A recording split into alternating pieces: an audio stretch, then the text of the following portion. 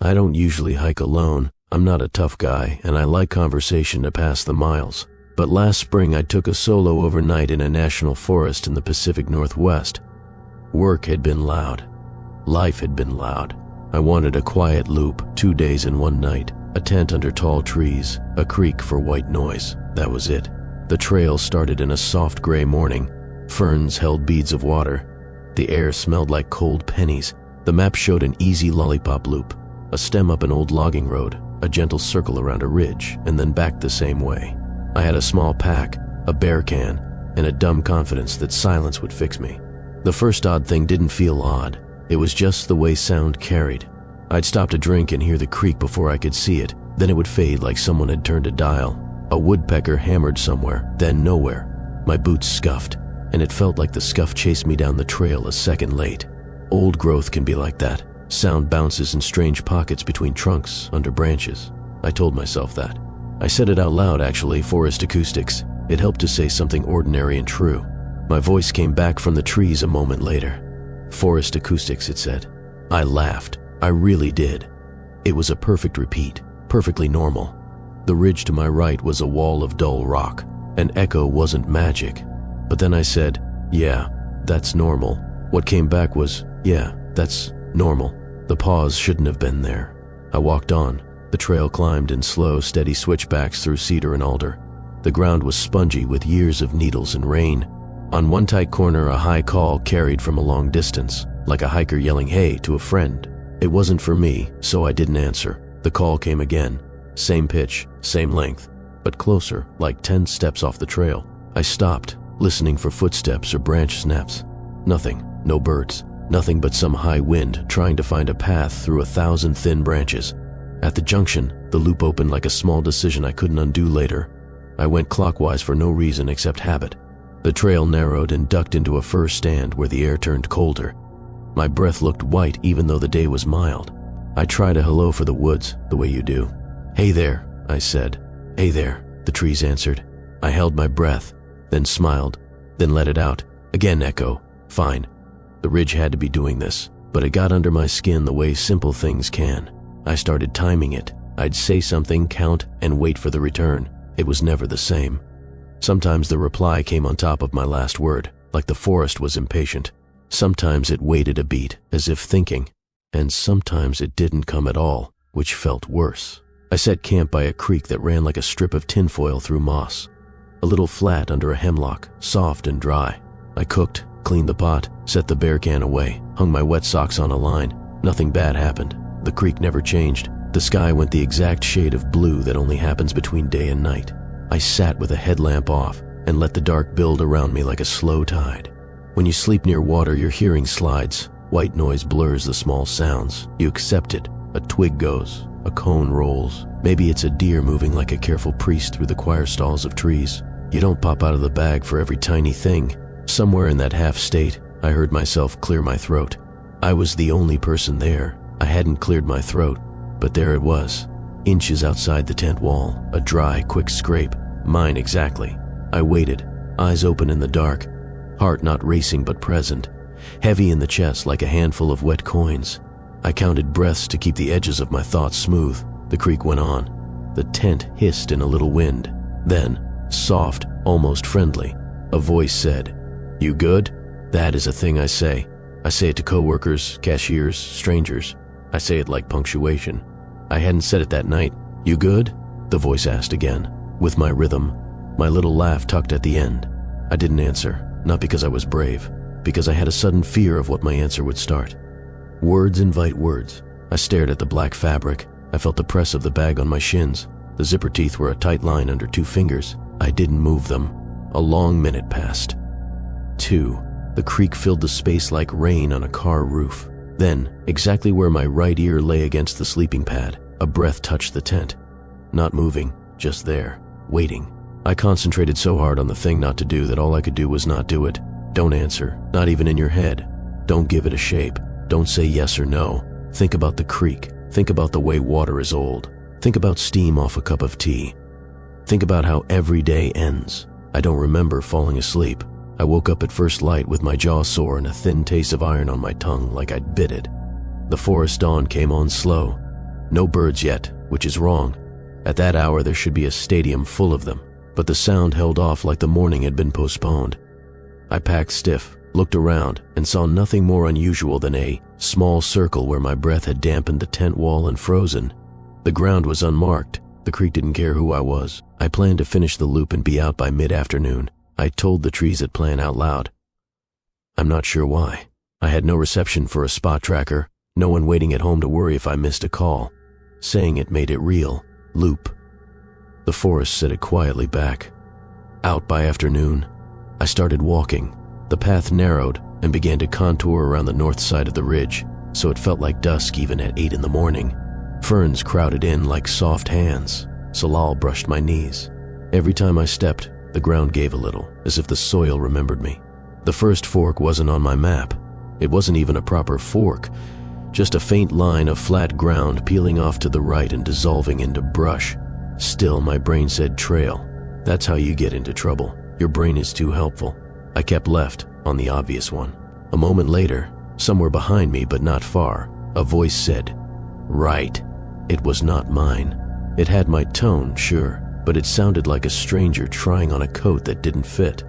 The sleeves were too long. The shoulders were wrong. The breath afterward felt rehearsed. I didn't turn around. A note in my head said if I turned, I'd see something that would break my ability to walk out. I kept my eyes on my feet, the way the steps made a private rhythm, the soft scratch of fabric, the 2 notes of pole tips ticking rocks. I walked like that for 10 minutes, maybe 20. It is hard to measure time when you're pretending time isn't real. When I spoke again, I did it carefully and into my jacket like a stage whisper. "I'm not answering." Half a beat. Then, from the brush ahead and to the right, "I'm not answering." It tested the gaps between the words like tongue on a chipped tooth. I veered left where the trail did and climbed. The ridge lifted me into thinner air. The trees opened a little, and a line of gray daylight showed through, pale as old paper. I told myself that if I could just get onto the high point, sound would behave. The echo would go back to being a game. I would laugh at myself for pretending it could speak. At the top was a small clearing with a single wind-twisted pine. A metal survey marker sat in the rock like a coin you weren't supposed to pick up. I ate there. I didn't talk. I didn't even count.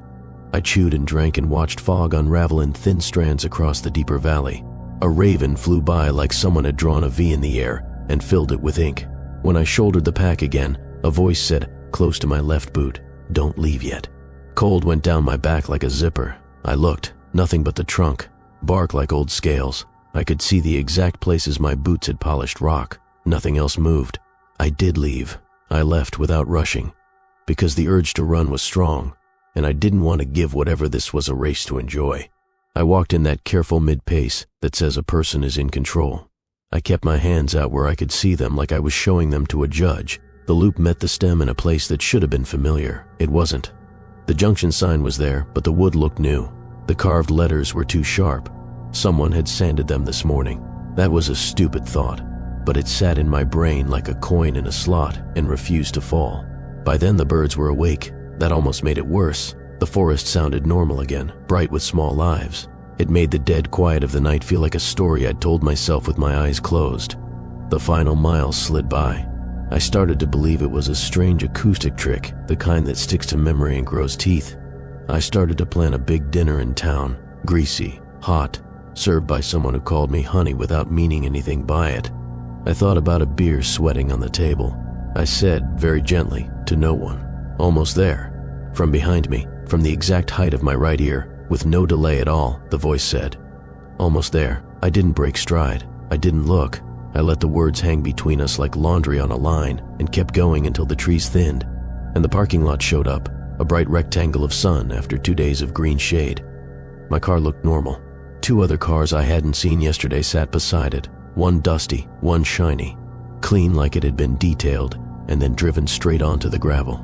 I slid into the driver's seat and locked the doors and felt ridiculous. The forest doesn't have door locks. It isn't shut out by a click. But the click happened, and the smallest, quietest part of me sighed with relief. When I turned the key, my phone woke up, found bars, and shivered itself alive with the small backlog of nothing messages. I also had a new voice memo. I don't use the voice memo app. I didn't open it for a week. I drove. I didn't look into the trees as they flickered by like tall, thin options. At a certain bend, the road cut a perfect view down to the creek, silver and fast. I thought, idiot thought, that I saw a tent there, a small pale shape folded under a hemlock and a person beside it looking up. I kept my eyes on the center line. The first night home, I slept with a fan on. I put a glass of water by the bed and a book face down like it was holding a place for me. The city's noise has its own mask, a steady low growl that never quite rises to a shout. I was almost asleep when the fan made a sound that was not a fan sound. It was a quick scrape, a dry, short clearing of a throat. I sat up. The room was a gray cube. The door frame held a worse kind of shadow for half a second and then let it go. I told myself that thin apartment walls share everything. Somewhere a neighbor was fighting a cold. I got up and went to the kitchen and poured water and finally opened the phone. I think I hoped a memo would be empty, or broken, or a butt dial of my pocket rubbing the microphone. It was 37 seconds long. The waveform showed gentle peaks like a small river. I pressed play. For the first 20 seconds, all I heard was water. A creak, close. The exact creak. I knew its rhythm now, the way it hopped around stones. At second 21, my voice said, "Conversational, warm and bored. You good?" I watched my phone like it was going to explain itself. I scrubbed back, played it again. The words came the same way. Not a question. A greeting. The way I say it. On second 25, the same voice said, lower, almost affectionate, "Come here." I didn't say that. The final 5 seconds were breath, not heavy, not hungry, just waiting. I didn't go back to that forest. I didn't tell many people this because the story makes me sound like I fell asleep and dreamed, and then tried to bring the dream home like a stray. Even here, writing it down, it feels thin. A thing you can fix if you get enough sunlight on it. I still say "you good?" by reflex. It's like trying to stop breathing when you're tired. Sometimes, very occasionally, I hear it come back to me where it shouldn't. In the laundry room under the hum of the dryer. At the sink with water running hard. On a walk when the wind uses the street like a flute. I don't ever answer, not with words. At night I close the window more than I need to. I set the fan to its lowest speed. The sound blends and blurs. If there's a voice in it, it has to work very hard to find me. It has to come all the way up to my ear and say my line again. And I've learned the one trick that helps. I pretend I didn't hear it. And the forest, very patient, pretends it never spoke. I hunt alone in the shoulder season, after the last summer hikers fade out and before the heavy snow locks the ridges. It's quiet then in a way that doesn't feel empty so much as paused. If you've spent any time in the woods, you know the difference. Silence that's earned and silence that's arranged. That morning the sky was the color of wet slate. I hiked an old timber road until it pinched a single track and crossed a creek on a deadfall.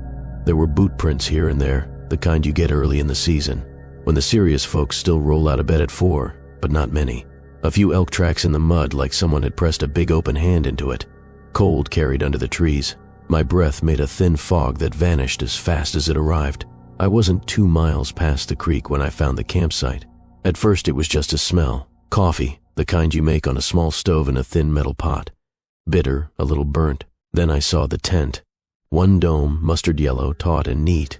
A little fire ring with the coals zipped up to gray. A hatchet stuck in a round, clean birch, round like a catalog picture. 2 camp chairs, side by side, facing the same slice of trees. It looked like a page spread from a gear magazine. Not just tidy, intentional. I called out the usual way. "Hello, the camp?" The voice you use so you don't sound like a threat or a sneak. Coming through on your left. No answer. I walked wider than I needed to, keeping to the trail. The air tasted like damp ash. The closer I got, the stranger it felt. It wasn't that no one was there. It was that every single thing looked placed, like someone had arranged it with a ruler, and then stepped back to admire the symmetry. A folding table held a cutting board with 2 slices of bread lined up exactly. A knife lay parallel to the board's edge, blade facing in. Next to it, a little pot steamed like a throat in winter. A metal mug sat by the pot. I hovered a hand over it. Warm, not hot enough to burn, warm like a hand you've been holding. "Anybody here?" I tried again. "You left your stove on." Nothing moved. No zipper buzz, no "be right there." Not even a Jay scolding me because I was touching someone's things. It hit me then. No bird noise at all. No gnats, no sawfly. The kind of quiet you get right before lightning. I hadn't noticed until I stood still. I don't like nosing through other people's gear. Backcountry etiquette is respect and distance, but you don't leave a stove burning. I turned the valve and the flame went down with a breathy sigh. Steam thinned. I listened for footsteps that didn't come. I told myself there was a simple version of this. Maybe 2 hikers had gone down to the creek for water. Maybe they walked up the road to check for signal. Maybe they stepped off to take a leak and would pop out with jokes and apologies. Fine. So I did a slow circle out of habit, reading the ground. There were boot prints, but they puzzled. Not wrong, just weird. Every pair doubled back on itself in tight loops around camp, like someone walked a careful circle and then the same circle again, trying to step in the exact same places as before. The dirt near the tent door was smoothed flat like a palm had rubbed it. The fire ring stones looked washed. I could see my own prints too. Mine were messy by comparison, heel to toe, no thought. I crouched by the tent door. The zipper pull hung straight down without a twist. People twist those. They kick a little mud on the flap. They forget a corner stake. This tent looked sewn to the ground by a person who loved lines. I didn't open it. I stood up and backed off and called out again. The words felt too heavy for the air. On the folding table was a spiral notebook with a cheap pen tucked in the spiral. I wrote on the top line without flipping it open. Found your camp. Turned off stove. We'll check back in an hour. Hunter in orange. I still had my vest on. I underlined the note like a person who wants to look helpful. Back on the trail I went uphill, not because I needed to, but because I needed to be doing something normal. Walking is normal. Trees passed. I watched for elk sign and the little V's in the duff where their hooves pinch. After 15 minutes I stopped and listened. The woods held their breath. I could hear the camp behind me like you can hear a room when the TV is on mute. I kept going until the trail crested a low hump, and then I turned around. If they came back while I was gone, I didn't want my note to be the only sign I'd been there. I wanted to see them. I wanted to read a face. It took less time to return than to leave. That's how downhill plays with your head. The camp looked exactly the same. The pot was steaming again. Not hard, just enough that the air above it shimmered. The stove valve was off, turned cleanly to the place I had left it, yet a curl of breath rose from the pot like someone had set it down 15 seconds ago. The mug was still warm, but no warmer than before. The 2 slices of bread had their edges aligned like they'd been measured. My note was gone. The notebook lay in the same place, closed now. I touched it with the back of my knuckles, dry. I flipped it open to the first page. The top sheet was blank, so was the second. I went 3 pages deep. Nothing. The pen snapped out of the spiral with a cheap little sound. I looked at my fingers to make sure I hadn't hallucinated. There was no ink on me, no indentations from my writing on the top page. The note wasn't on the ground. It wasn't under a chair leg. It wasn't under the pot lid. I left a second note because apparently I'm stubborn.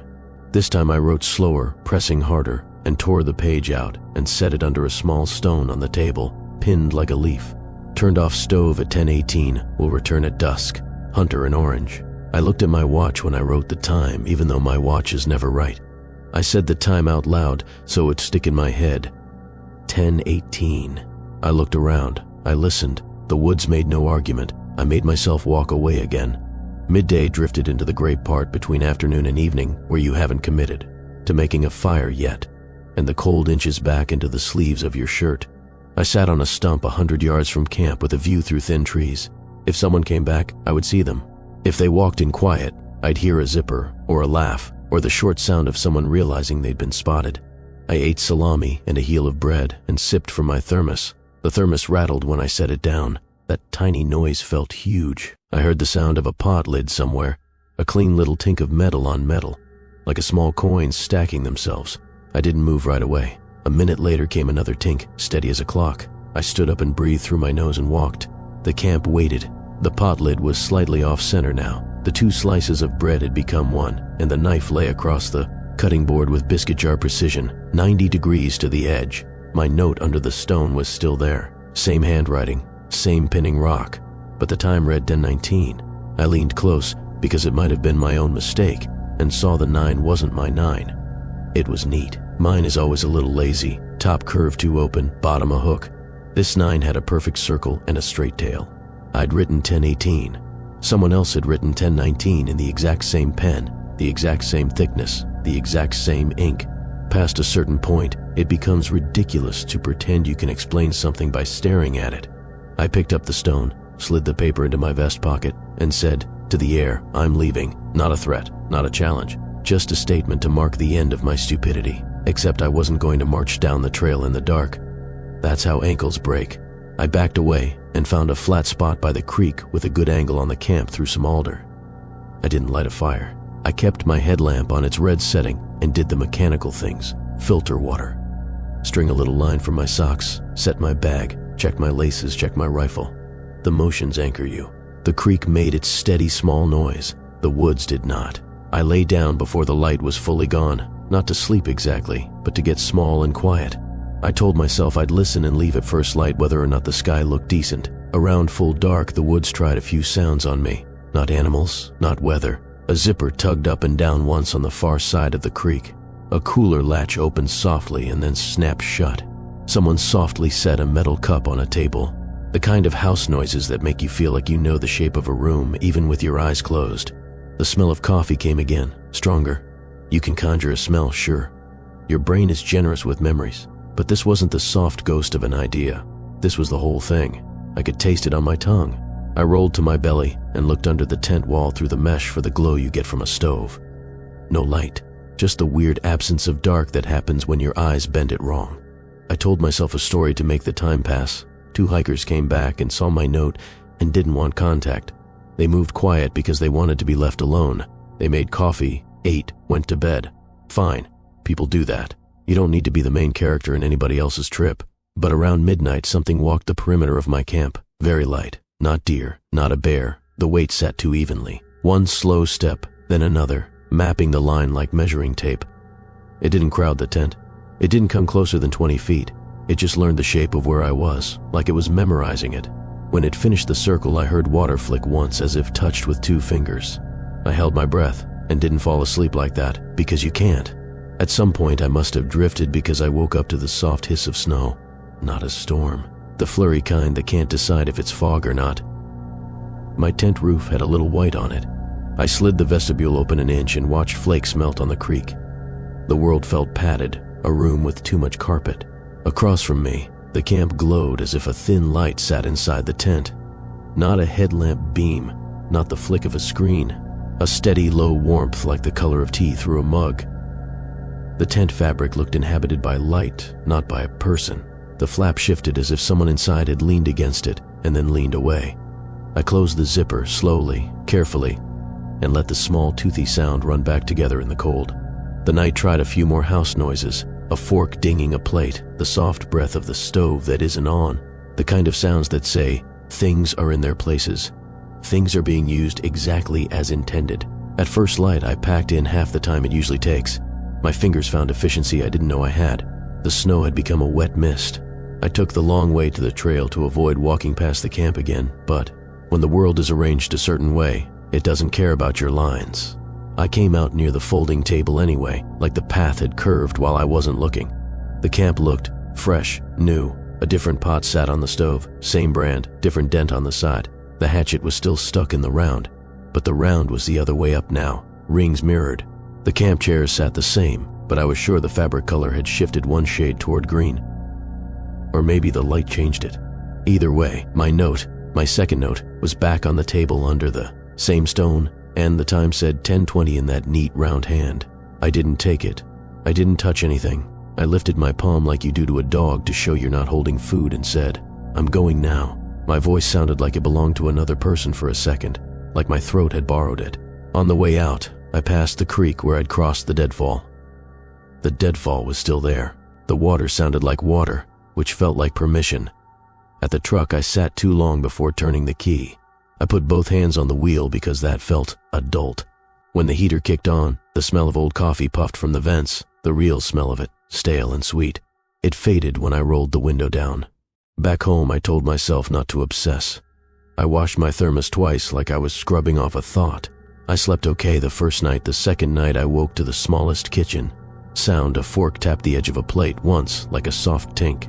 I lay there and counted to 50. The sound did not repeat. In the morning, there was nothing on the counter but a mug I didn't remember. Setting down, aligned with the edge of the cutting board exactly. I could drive back out there and prove something to myself. People do. They set up cameras, They try to catch the shape of the thing standing just out of frame. I haven't. I don't think the woods are obliged to explain themselves. I think the camp is still there with everything arranged in a way that suggests comfort without ever giving it. Bread in neat lines, a knife that never drifts, a tent that glows because tents are supposed to glow at night. The quiet kind of place that looks like home to people who haven't gotten home yet.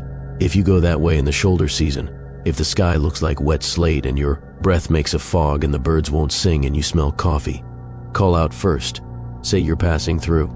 Tell the air what time it is. And if the camp is there and no one answers, and the pot is steaming when it shouldn't be, don't touch the stove, don't fix the details, don't leave a note.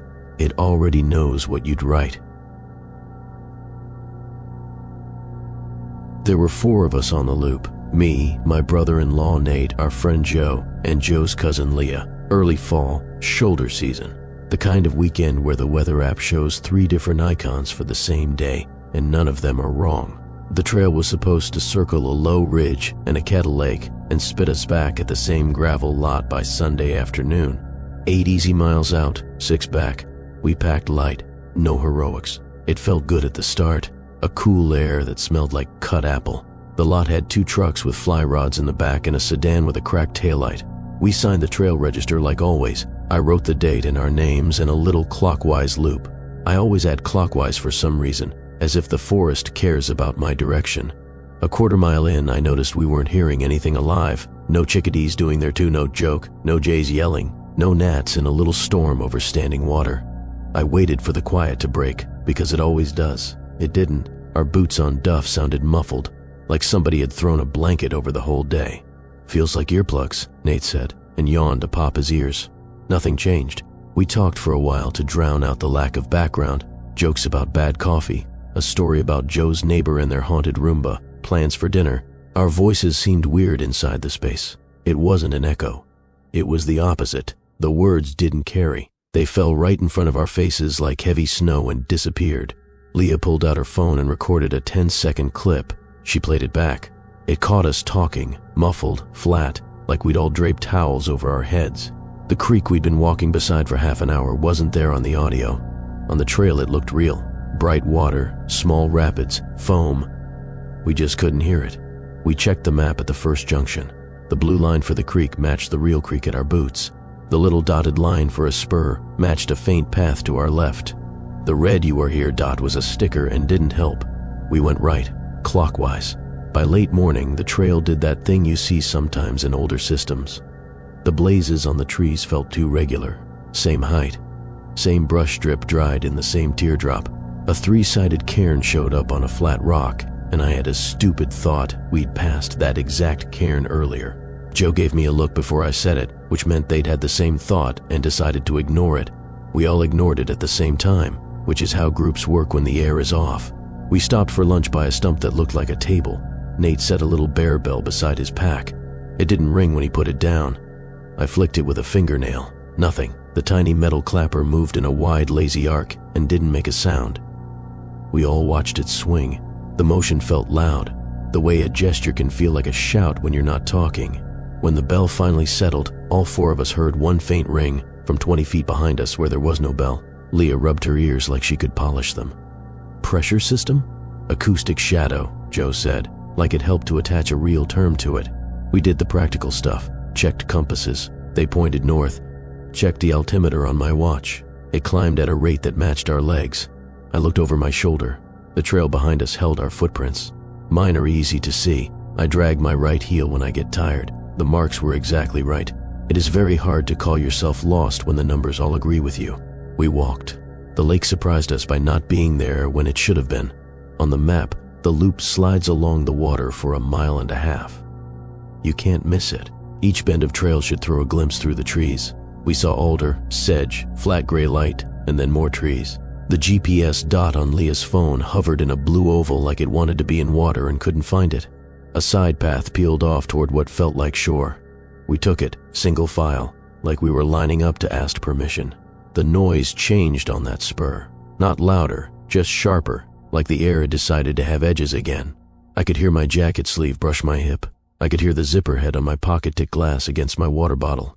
The creek that we could see but not hear behind us turned a corner and simply cut out. like someone pulled a battery. At the end of the spur was a small meadow with a square of posts at its center. 4 treated beams standing where a gate should be. No fence, no rails, a missing thing. On the far post hung a brass cowbell. It was dented in the middle like somebody had carried it in a pack for years. The leather strap looked new. The bell moved once in a wind we didn't feel and made no sound. Leah stepped into the square. The world stayed the same. She stepped out. The world stayed the same. She touched the bell. Nothing. She gave us a wait a second look, then tugged the clapper with 2 fingers. Silence. Then, from the direction of the main trail, one very soft, very long ring, like a metal bowl being hummed by a wet finger. "It's behind us," Nate said. He had said that exact sentence an hour earlier about the creek. It felt true both times. We ate there because there was a flat log, and because eating is reasonable. We kept glancing back down the spur like the trail itself would walk over and ask us how lunch was. After we packed up, I tied a strip of orange tape to the near post just below the bell. I do that sometimes when a junction feels wrong. It makes breadcrumbs out of plastic. Back on the main path, the quiet folded around us again. I could hear a plane somewhere high and far, dull as a memory. I could not hear the creek even when it ran right beside my boots. It looked like a nature video with no sound mix yet. We started seeing the same fallen birch over and over. I know how that sounds. White bark peels the same way on every tree. But this birch had initials cut into the slick place under the peel. A clean J and a messy M crossed by a deeper line from someone else's old mark. The first time, I put my glove on the mark to feel the cut. We passed it again 20 minutes later, and my glove print was dried on the bark. I didn't say it out loud. Leah saw it anyway and mouthed, "Nope." We were 4 miles from the trailhead by distance, 8 by how it felt. We set camp early because it felt smart, a flat spot under spruce. The lake was still not visible, but the map insisted it was close enough to throw a rock into. We pitched in silence that wasn't awkward. It was like school library quiet, useful. You move softer without thinking about it. Around dark, the footsteps started. They didn't sound like a thing walking, not steps with heel and toe, not animal pads, more like pressure. 4 slow weights on the ground moving a circle around the tents, not close, not far, maybe 10 paces out. They went all the way around once and paused. Then they did it again. The second circuit took longer, the pause took longer. The third time, it changed direction, like it was drawing a figure 8 around us. We tried a hello, even though it felt like throwing a rock into a well. The word fell in front of the tent and quit. The pressure circle kept going. When it passed over a patch of dry needles, we saw dust move and didn't hear it. Nate has a little emergency whistle on his chest strap. He stuck his head out and blew it hard. We watched the muscles in his neck work. No whistle. He blew again, cheeks flushed. Nothing.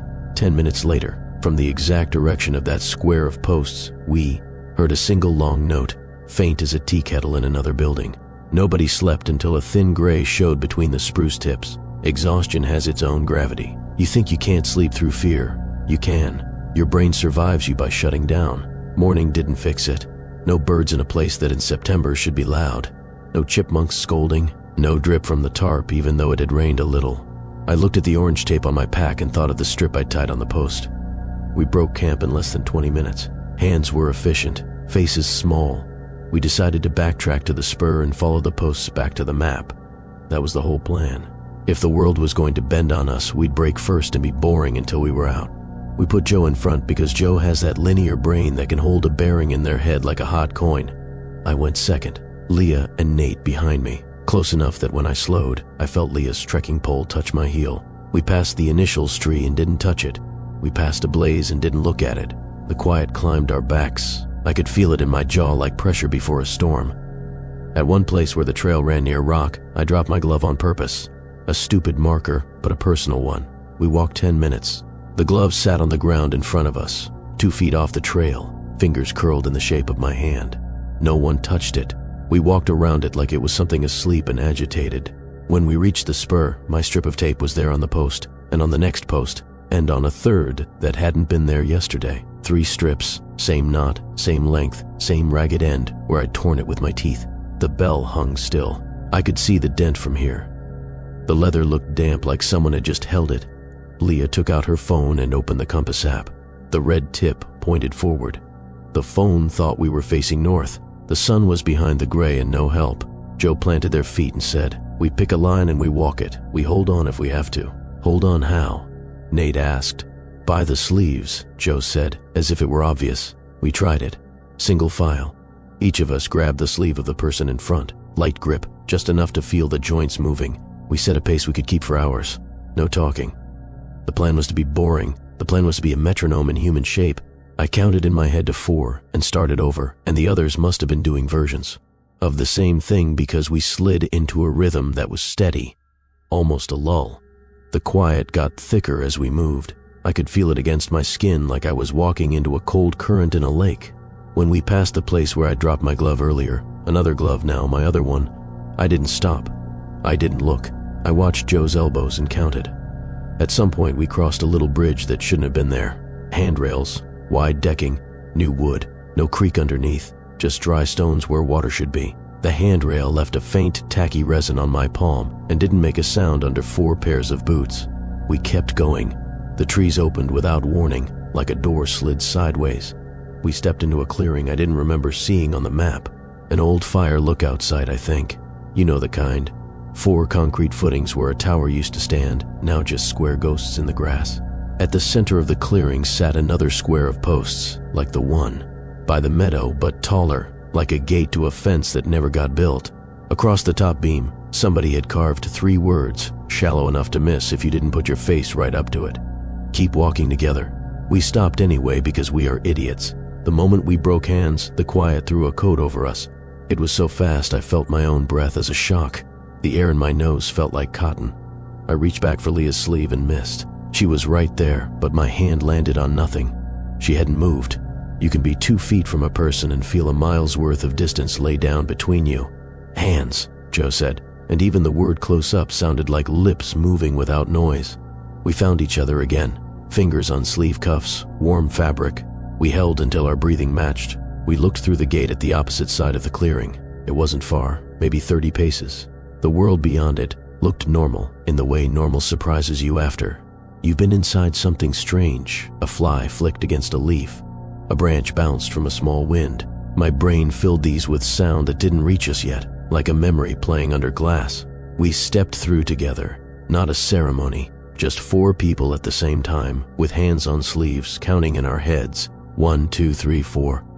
The quiet hesitated, like it wasn't sure which of us to sit on. Then it thinned. It didn't leave. It just got tired. I heard Leah swallow. I heard the fabric of Nate's pack shift. I heard the world from far away, like somebody turning up the radio in the next apartment. On the far side of the clearing, the trail looked ordinary. A little muddy, a little rooty, a blaze too high because someone tall had the brush that day. We did not let go. We went on like a small creature with 1 spine and 8 arms. An hour later, by my watch, by my legs, by the ache in my feet, we heard a real sound. A raven. The croak hit like a cold drink when you didn't know you were thirsty. I laughed, and the laugh sounded like a person's laugh, not a thought. We kept our hands where they were until we saw the trail sign that says 0 point, 4 to the lot, and even then we didn't drop until the gravel bit under our boots. The lot was a room with every noise turned up 1 notch too far. A kid dropped a water bottle and it made a big plastic pop that made me flinch. Someone opened a car door and it thumped like a drum. Wind chimes tinked on the porch of the little volunteer ranger shed, and the sound made me want to cry. We stood in the air like people who forgot how to be casual.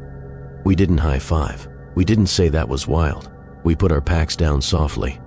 I didn't know what to do with my hands when I let go of Joe's sleeve. They looked empty.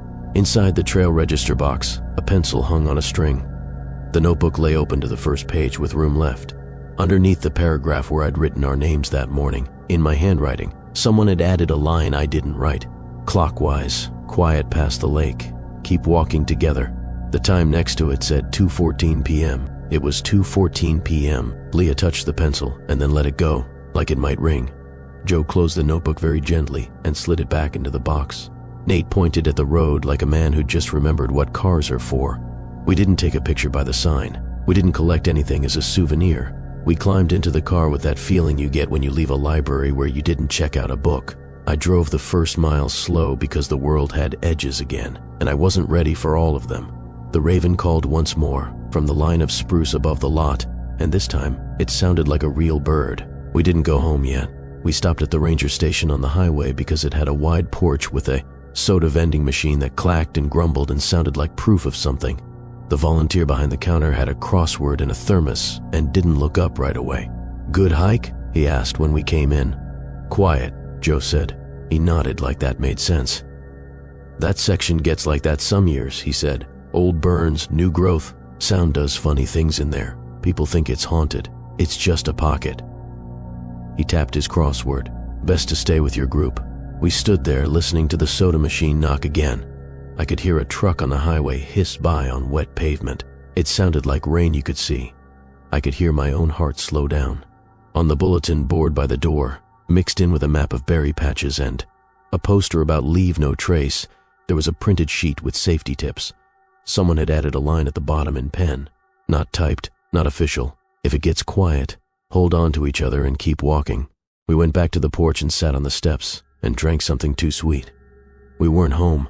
We weren't out there. We were in the middle place where noise felt like a blanket and the blanket felt earned. When we finally stood up, we did it together without talking about it.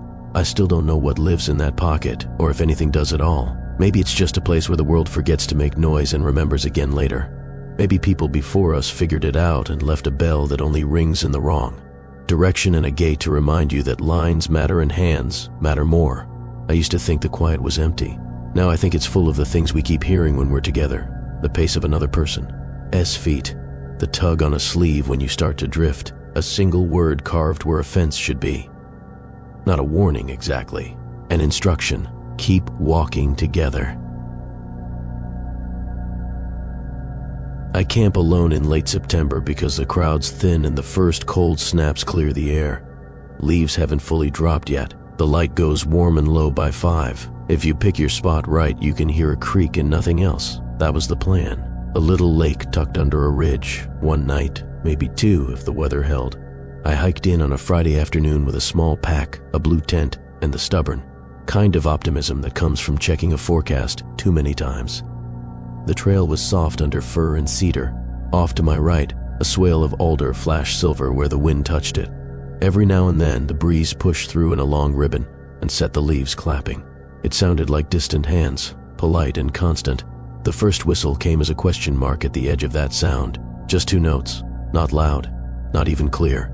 A breathy fwee, fwee that might have been a bird if I'd heard feathers or the little kicking pattern of wings. It came when I stopped to drink and died when I started walking again, like it didn't want to compete with my boots. I waited for it to repeat so I could place it. The trees went still. The creek held its thin piece of music. No whistle. I swung the pack and walked. My campsite was a small bare patch tucked between 3 hemlocks, close enough that the branches laced over me like a woven ceiling. The lake lived beyond a curtain of brush. Close, I could smell it, but shy. I pitched the tent, boiled water, sat on a flat rock, watched steam write quick loops into cooling air. The day folded down. A band of pink lay low over the dark trees and faded like a bruise healing in reverse. The second whistle came right after the flame went out. Same 2 notes, same softness. It came from the brush between me and the lake. I turned my head and it slid left, like it didn't want to be seen straight on. I whistled back without thinking, a copy of the pattern. It felt stupid after. I don't usually whistle at wildlife, but this didn't feel like wildlife. It felt like a game someone had left out for whoever found it. 2 notes, your turn. It answered. 2 notes again, very faint, closer than before. I set my jaw in that way you do when you're alone and decide to be casual about something that isn't. Wind, I said, which is a word with a lot of room in it. Wind is a good coat you throw on the shoulders of anything you can't explain outdoors. Wine through a hollow stem, wind across a bottle lip, wind in deadfall. The fabric of the tent made its small zipper noise. I crawled in, shook the bag, smoothed the pad. I left the vestibule open so I could see the thin slice of dark across the ground. I read 3 pages by headlamp and couldn't tell you what any of them said. When I clicked the light off, the night settled all at once like a lid. The whistle came from my right. 2 notes, breathy, patient. I lay on my back and put the heel of my hand over my sternum to keep my breath slow. It matters where you let your fear go. If you concentrate it in one place, it's like a hot coal you can hold without letting it catch the whole house. A minute passed, then another. The whistle sounded again, on my left this time. Same notes, same length. It didn't feel like it was looking for me. Not exactly. More like it was describing the edges of the tent to itself. A blind person learning a room. At some point I slept. My body always betrays me kindly like that. The dream I had wasn't a story, just a white screen of air moving through a long, narrow thing. When I woke, the tent was silver with early light, and the forest had that wet, cold smell like a sink left running. I sat up slow, unzipped, and looked for tracks. I found nothing I could swear to. A few prints that might have been deer, a soft place where a cone had rolled. On a low hemlock branch, something, had woven 3 stand-up, dead needles through a green spray like the beginning of a braid. That's a bird thing, I told myself. Wren's tuck, Jay's stash. The idea sat there like a coin on my tongue, true enough to taste like truth. Before breakfast, I tied little ribbons to 3 twigs at the corners of my camp, just thin strips from an old orange bandana. I wanted to see what direction the breeze liked. It seemed smart. It seemed like something a person who wasn't bothered would do. All morning the breeze wandered. The ribbons fluttered toward the lake, then toward the ridge, then straight up like someone pulling them by their strings. No pattern except the pattern of knots sticking. The day brightened to the color of tin. I fished from shore and didn't catch anything, which felt like research. Noon arrived like a door opening on a gray room. I thought about packing up and moving. Some days you do that because it's easier to change the story than to sit through the same chapter twice. But the day had a gentleness to it, and I had the lazy courage that comes from being cold but not wet and alone but not lonely. I stayed. In the afternoon, I took a walk around the lake, the trail that pretends to be a trail in the way beaver roots often do. I saw old chews at the water's edge, pale as bone. A downed alder had 30 tiny holes in the bark where a sapsucker had done a neat grid. The sap dried in black-red drips. Overhead, the wind pushed a long, clean line through the higher trees and left the lower ones alone. In a grove of younger fir, I found a tree with a knot blown out the size of a cup. The wood inside was smooth, hollowed by rot or weather.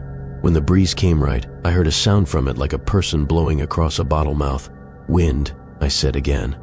And that felt good, because it was the right coat this time. I stood there longer than you would think, listening to that knot sing the 2 soft notes at the edge of hearing. There were others like it, missed knots that hadn't sealed, small holes where a branch had died and fallen away and the tree healed, everywhere but the place that remembered where it had been. When the wind set itself just so, the grove made its quiet pipes. It should have fixed the worry. Instead, it made it precise. I knew how the sound could happen. I did not know how it followed a tent, answered a copy, moved from my right to my left like a body that knew where my shoulders were. Back at camp, I boiled water again and watched steam make a little ghost above the pot. At dusk, the whistles started in earnest. Not just 2 notes now, but a longer draw, the hint of a 3rd tone staggered under the 2nd, the way a person adds a harmony when they're happy. It didn't sound happy. It sounded like practice. The first time someone finds a tune on an instrument and plays it until their fingers know it without asking. I ate and cleaned and put the pot away. I told myself not to whistle back. I decided if it came close, I'd clap once, a short clap, to spook whatever bird or small animal had taken an interest in me. I crawled in early, lights off before the sky fully went. My eyes learned the dark, and then forgot it, and learned it again, cycles of gray upon gray. The whistle came to the tent wall and stopped there, as if pressed against fabric. 2 notes, a breath between them.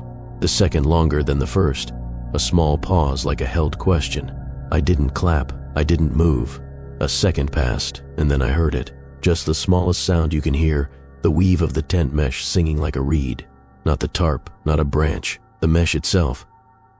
Wind pushed across the tiny squares and made the exact notes I'd been hearing, drawn through a slit where the zipper didn't quite kiss. I let out the breath I'd been saving. I laughed once, quiet, like a person who dropped a heavy thing and found their toes intact. I reached to pinch the zipper closed, smoothing the teeth, and the whistle came from behind my head instead. Not the tent, not the mesh, not the seam. A mouth at my ear in the dark, 2 notes, warm air, close enough that the small hairs on my neck moved. I slid my hand back like a person touching a snake they don't want to startle. Found the zipper pull by feel and drew it all the way up, sealing fabric to fabric. In the space my hand left, the air felt colder, like it had been occupied a second ago and now wasn't. The next whistle came from the foot of the tent, outside again, patient, almost polite. The kind of courtesy that feels worse than rudeness. I slept in slices. At some ragged hour, I woke to the small, silly realization that I'd been whistling in my sleep. Just breath, just the outline of the sound. I put my teeth together and let my jaw rest and thought about water. I thought about heavy glass and my hand around it, I thought about pushing a door open slowly so it wouldn't creak. The morning was blue as a bruise. I walked soft around camp looking for prints and found a crisp ring where something had stood. Not a hoof, not a boot, not a paw. Just a hard rim pressed into duff like the edge of a cup. A foot away, another. If I leaned and squinted, I could see a third, smaller circle at an angle. Wind can do that with pots and loose stuff, spin and press. But I'd stowed everything.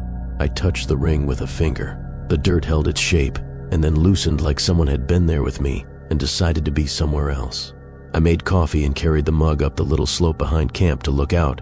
From there I could see the grove with the hollow knots. The wind was up. The trees made a sound like breathing in a cathedral. If I looked at the grove and listened, I could pull the whistles out from the mass. If I looked away, the notes hid again, shy as a deer. On the trail later I found a sign I hadn't noticed hiking in. It didn't have the official look, no routed letters, no seal. Just a board wired to a post at shoulder height. A hand had burned words into it with a cheap pyrography pen. Please do not whistle back. Below that, the number for the district ranger station, half rubbed off by weather. The sign made me angry for no good reason. It felt like being told what to do in a place where I was trying to be polite by default. I took a picture anyway. Anger is a coat too. It warms you while you decide what the real feeling is underneath. In the afternoon, I walked the far side of the lake. The wind dropped out after a thin shower passed through, and in the quiet that followed, I heard the whistles from across the water. Not near, far. The same two notes, then the longer breath. I thought of the sign. I thought of the rings in the duff like cups pressed into soft ground. I kept my mouth closed. On the south shore, up a little cut, I found a grove of cedar with their skirts on like old ladies. On one of them, high, someone had wrapped a length of fishing line through a branch crotch and tied it to a dead twig. The line thrummed when the breeze pushed it. The twig vibrated against bark and made a sound like a poor recorder. A kid's instrument, annoying, but the pitch matched. I stood there longer than I wanted to. The line was too new to be accidental. A person had climbed up or thrown it over or used a pole. I wrote a narrative that made someone else the cause, because that helped. Teenagers play at the lake, people fish and get bored. Someone thought it was funny to make the woods sing. I hated that story and believed it at the same time. I followed the twine with my eyes. It threaded back into the tree and disappeared into darkness. The knot was tidy. The end scorched to keep from fraying. Whoever tied it had done more than a joke. They knew what tension sounded like. By the time I got back to camp, the sky had that thin wash over it that means early rain, later cold. I built my small fire before the weather and let it sit and glow without real heat. Dinner was a routine. Boil, stir, burn your tongue, regret, smile anyway. The wind ran itself out by full dark and left the trees still. The whistles started in the stillness, closer at first, like last night, a softness outside the tent. Then farther, like it had stepped back to listen to me not answer. Then closer again, by my shoulder, from the place where your own breath crosses your face when you lie on your side. 2 notes, a longer one, a fourth after that didn't belong, and made the others sound wrong for a second. The tent mesh didn't move. The zipper didn't hum. My breath made fog in the beam of my headlamp, and then I turned the light off because light makes a room in the dark, and inside that room everything is louder. I didn't whistle back. I put the heel of my hand back on my sternum and thought about the rules of small made-up folklores. Don't say your name in the woods. Don't answer if it calls from more than one direction. Don't play if you don't know the game. The whistle came again at my ear, and I felt the warmth of it. Breath, not a draft, not a seam. I slid the bag's hood up so only my mouth showed and counted to 100 and started again. At some point the whistling changed. It didn't stop. It widened, not just 2 notes and a longer one, not just one mouth. The grove answered the tent, and the tent answered the grove, and the far side of the lake ran the same 3-note phrase like a line of children trying to keep time. Very soft, very patient, not happy, not sad. Practice. A circle of it. I must have slept because I woke not to an alarm but to the particular weight of dawn. A blue that isn't sky yet. My tongue felt dry. My jaw ached like I'd had a bad dream about chewing. The world held still as if something important had just finished and needed a minute. Outside, every ribbon I'd tied hung dead straight. No breeze, no breath. I unzipped and crawled out and stood very still. The grove was quiet. The knots were just holes. The fishing line I'd found across the lake was not here. The rings in the duff were gone as if someone had raked them with a careful hand. On the hemlock above my cook rock, the little 3-needle braid was finished, tight as a stitch, ends tucked neatly away. I boiled water slow and poured it slow and drank slow. I decided I would leave the camp standing, tent up, line up, pot clean, and walk to the trailhead and back. Not because I needed to, because it felt right to give the place a day to forget me before I unmade it. I don't know where that rule comes from. It lives in the same drawer as don't litter and say thank you to a room when you leave it. The walkout was an hour and some. I met a pair coming in with a dog that looked like a smaller version of a bear and a bigger version of a fox. We traded the usual, how far, any blowdowns, any wasps. The man had a whistle around his neck on a lanyard, the cheap plastic kind you get in a first aid kit. I looked at it and he laughed. "Bear whistle," he said. "Never used it." "Try not to," I said, and heard how it sounded and tried to soften it with a smile that probably didn't help. At the little gravel lot, a note was pinned to the trail register under the plexi. Not official. Sharpie. Paper rippled from damp. 4 words in a hand that leaned forward like it was hoping to go where it was pointing. "Leave the knots closed." Below that, a phone number, same as the wood burn sign. Someone had been careful enough to repeat themselves 2 ways. I didn't call. I should have. I know that. I walked back in with my hands out of my pockets and my mouth closed and my ears open. I listened for what I wasn't going to hear. The grove was quiet. The tent roof held a few leaves that clicked as they dried. The lake sat flat and dull as pewter. I broke camp in the order I'd built it. Line, bag, poles, fly. Folded the blue back into itself and set it in the pack. I left the little braid in the hemlock because cutting it felt like cutting a stitch you couldn't put back. At the edge of the clearing, I turned and spoke to the place the way you talk to a house you're moving out of. "Thanks," I said quietly, like it was a church. From the grove, very far, like a memory you can't decide if you really have, came a breathy 2-note whistle, not inside my ear, not at my shoulder, out in the trees where wind might find a hollow. I didn't answer. I didn't smile. I walked the trail the way you walk down the aisle after a funeral, straight, steady, with your hands remembering what to do. At the trailhead, the dog with the whistle was sitting in the shade of the car while his people repacked. The plastic whistle lay on the dash. I almost told him to tuck it into the glove box so the sun wouldn't warp it into a permanent note. I didn't. People don't like to be told their rules. They should keep their rules where they can reach them. On the highway home, I rolled the window down because the day had turned warm and because I needed the noise of it. At 60, the crack in the glass by the mirror made a tone. You know how that happens. A seal with a gap, air slipping in and singing. The pitch held. It wasn't my 2 notes.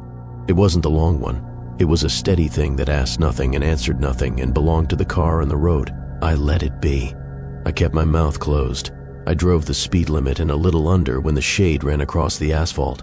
I don't know what would have happened if I had whistled back that first night and kept on answering. I don't know who tied the line in the cedar or burned the warning on the board. I don't know if leaving the knots closed makes any difference to trees that have their own repairs to keep. I know this. Sometimes the forest breathes through places it forgot to seal. Sometimes it learns a tune. Sometimes it waits for you to put your breath where its breath is and make a circle of it.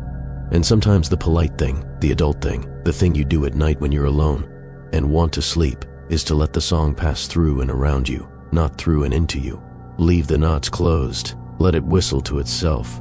Walk out while the tune is still learning your shape. We were 4 on that trip. Me, Miguel, Tori, and Casey. Early October.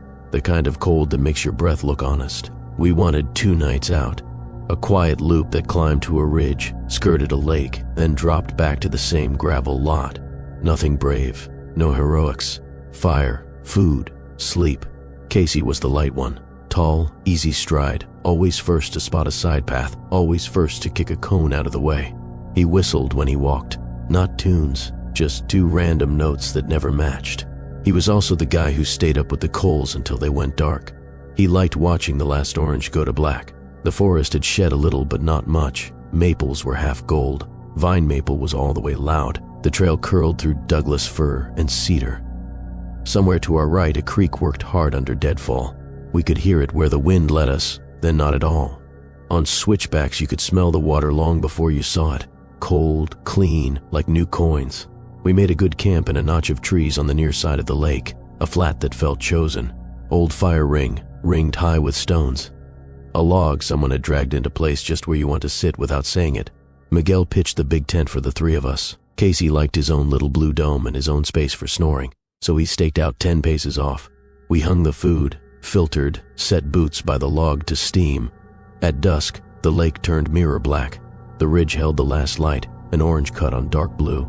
We ate the simple stuff, noodles, a bag of chicken, salt you can feel hit your blood. We passed the pot.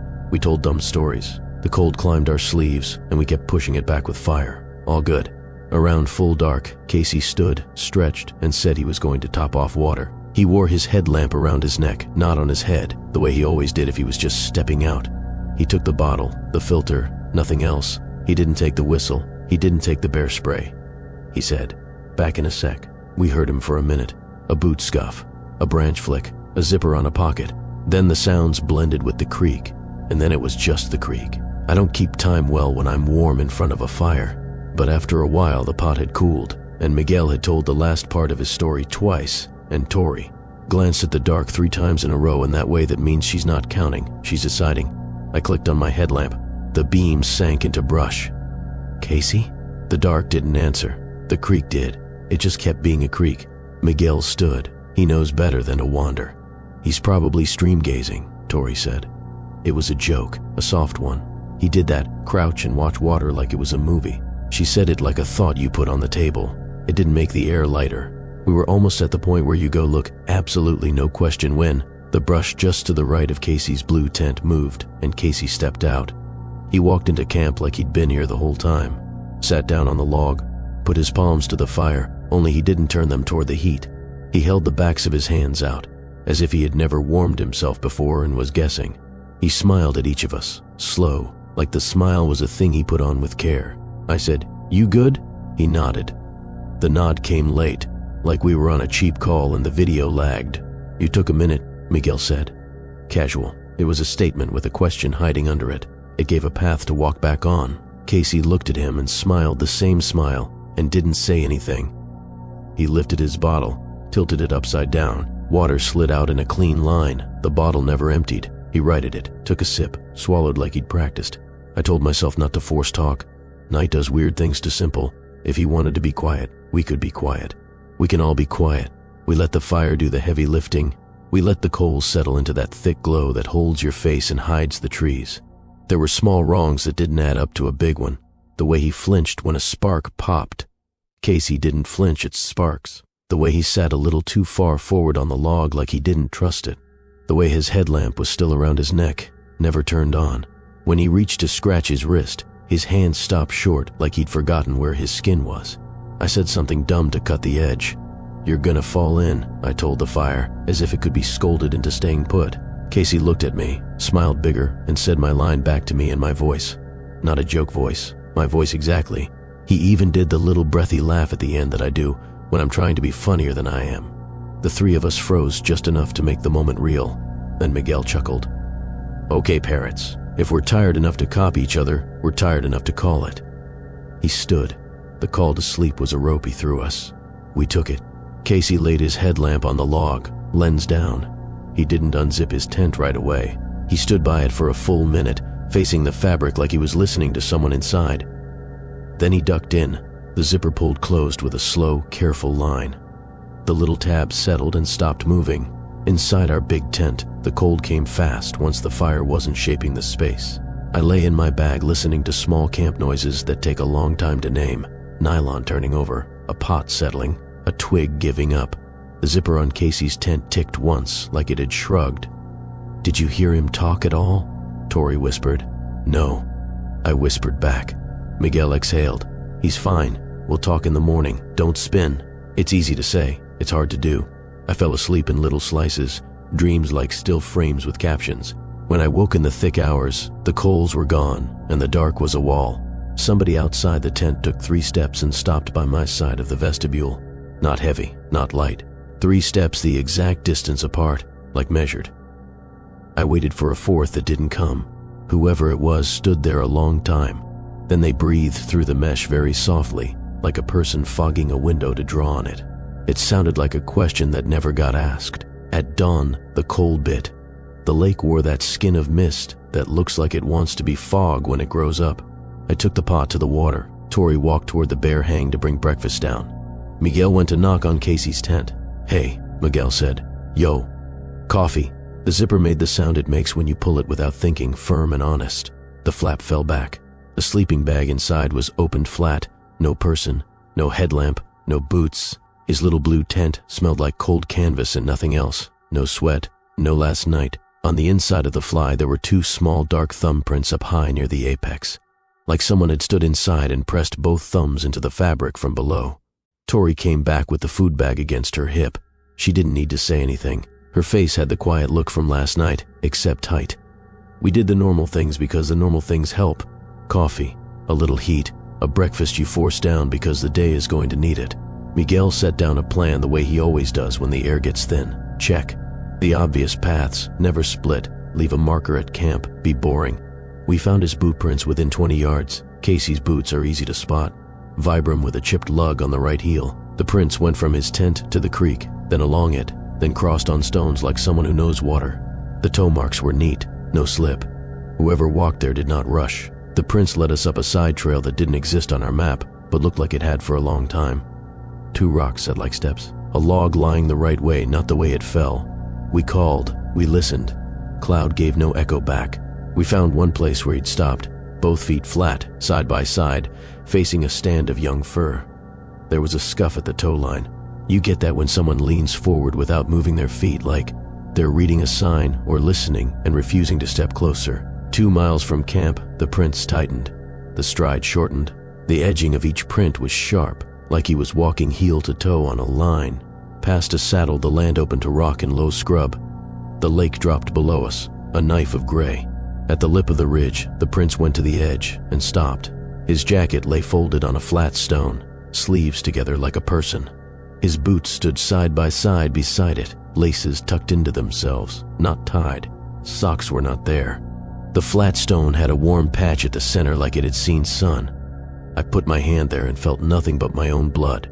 We looked over. The cliff spilled into a chute of brush and rock and fur that fell a long way. We didn't see a body. We didn't see a hat. We didn't see anything but slope and shadow, and a hawk hung out where the light lived. On the jacket pocket, someone had pinned a small dead pine needle with a safety pin. I don't know why I remember that. It felt like a joke I didn't get. We did the calls you do then. Short, sharp, name, pause, name again. Whistle blasts, 3, wait, 3, wait. The world held it, like it holds any noise. If there was an answer, it was a raven somewhere that didn't want to be part of it. Miguel got a text out on the highest spot, 1 bar that came and went like an idea, sent to the trailhead number on the map board. Possible missing, ridge east of lake, boots and jacket at edge, foreign party, we are safe. He held the phone up like prayer. It sent. The little bar laughed and left. We stood there feeling like kids in a hallway, waiting for an adult to come tell us what to do. We didn't go over the edge. We aren't stupid, and we aren't trained for that. We marked the spot low-tech, a strip of bright tape on a branch, and a line of small stones pointing inward like an arrow a child makes. We took coordinates. We took a picture. We said out loud what we were doing so we would remember later and so the air could hold us to it. By the time we dropped back to camp, the day was leaning down. We made a second fire without talking. We put water on like people who know heat helps you think. The plan was to eat, pack, and walk out slow in headlamps. SAR, if they came, would find the tape and our note and maybe us on the trail. That's when we smelled smoke that wasn't ours. Not fresh, light old smoke. Wet wool and wood. Casey always built that smell into a night. He liked to set a big round to the side and let it sweat and steam and then catch. Miguel looked at me. I looked at him. We both thought the same thing and didn't say it. As the pot began to simmer, there was a little clink from the log where Casey had left his headlamp. The headlamp wasn't there. It hadn't been all day, but the sound came anyway, small and logical, like plastic against wood. I stood, and the hair along my arms tried to leave. Tori saw him first. She didn't make a noise. She just tilted her chin in that tiny way that means right there. Casey was sitting on his log, hands out to the fire, palms wrong again, backs to the heat. He had no boots on. His socks were clean like they'd never seen Duff. He smiled at each of us, one by one, like the smile was a key he had to try in 3 separate locks. Miguel said his name, just the name. Soft, like you would say it to someone who was about to cry. Casey looked at Miguel and said Miguel's name back, with Miguel's voice this time. The rhythm was exact. The little growl at the end sat in the right place, friendly and tired. He didn't blink for 3 beats. "Where did you go?" I asked. I heard how dumb it sounded. He was right here. He turned to me. The smile didn't change. His eyes were wet and flat at once. "Back in a sec," he said, exactly the words he'd said last night, and then laughed my little breath laugh again like a loop closing. He held the bottle up, tilted it. Water ran out and didn't stop until it stopped for no reason. The bottle was as full as before. Tori stood, not fast. She kept her hands down where he could see them. "It's cold," she said to all of us. "We should walk." Casey didn't look at her. He looked at the fire like a person who's never seen one. The light painted him good. It could make anyone look like that if you held your eyes wrong. He had the lines of our friend. He had our friend's hands. He didn't have weight. It's the only way I can say it. He sat on that log, and the log didn't shift. We all saw it. Miguel dipped the pot, killed the flame with the easy practice motion, and set the lid. "Okay," he said, to the air and to the fire and to the shape on the log. "We're going." He pointed at the bear hang. "Grab it." He pointed at my pack. "Straps." He kept his voice steady like we were doing drills. We moved. We made a list with our bodies. When we turned once, Casey watched us. The smile had slipped a half inch. Not sad, not angry, just off. He put his hands closer to the heat. He didn't flinch at a big pop that sent a spark into the cuff of his jacket. The spark died on fabric that didn't scorch. We should have left the fire out. We should have kicked it to cold. I know that. But the idea of walking into the dark with nothing behind us that was warm did not feel like safety. We banked it, laid a big wet piece beside it, set a circle of water within reach. We did the adult parts of a wrong plan. We walked out, headlamps low, voices low. The trail pulled us along and we let it. The forest had that feeling it gets sometimes at night where it's not against you and it's not with you, just there, large, patient, old. The lake was a dark hole at our left. The ridge was a darker idea above the trees. We spoke his name twice, softly, and didn't get new air back. Half a mile down, on a straight, smooth stretch where you can see 20 yards ahead, someone stepped onto the path in our beams. Casey, same jacket, bare ankles above the socks, no prints behind him. He looked like a person arriving for the first time. He smiled and lifted the bottle and let a ribbon of water fall, and it was like we had stood still and he had stayed at the log, and the two truths had decided to be true at once. Tori did something small that probably saved us. She didn't stop. She put a hand out and touched my sleeve and then Miguel's, and we kept moving, steady. Past him, like you pass a stranger who hasn't decided yet if they're lost. We didn't break into a run. We didn't look at his feet. We just kept the pace we'd picked and let our bodies be metronomes. He didn't turn to follow. He didn't move. He stood there with the rope of water falling from his bottle into leaves that didn't darken and watched us go. After 10 paces, the sound of water stopped. After 20, the smell of wet wool did too. After 30, my breath hurt so bad from not changing anything that I wanted to scream just to prove I could. We didn't see him again. The trail widened. The night thinned. Somewhere out ahead, a raven made one ugly croak that sounded like a real bird and not a trick. The gravel lot showed in a rectangle of light like a small miracle. The truck was a thing from another life. The ranger shed at the far end had a light on. Inside, a thermos and a radio and a map with pins. A man with a white beard looked up at us like he'd expected 4 and was counting, and maybe he was because Miguel had texted our numbers, and maybe he wasn't because he had that standard ranger face that makes room for whatever walks through the door. "You the ones from the ridge?" he asked. "We got your ping. Boots and jacket at the edge," Miguel said. His voice was the same and not the same. "We marked it." The ranger nodded. He tapped a pen on the map next to the lake. "Team's on its way from the other side," he said. "They'll come up the chute. You did right by not going over." He poured coffee for nobody. He let it steam. "You 4 came out together?" he asked, casual, which was a test a child could pass. 3 now, Tori said. He nodded again like he'd been given a number he could hold. He slid a clipboard across. "Write what you saw and where. Details help at first light." We wrote all the ordinary parts. Coordinates, the tape, the little arrow of stones, jacket folded, boots side by side, socks not present, a safety pin through a dead pine needle. It looked ridiculous in ink. We wrote it anyway. As I signed my name, a radio on the counter hissed. A voice came through in that clipped tone people use when they're reading off the land. Reaching ridge lip, it said, "C tape, C marker. Stand by." We stood by. The ranger sipped from his cup like it was any cup. He didn't fill another. He didn't offer. He let the steam mark time.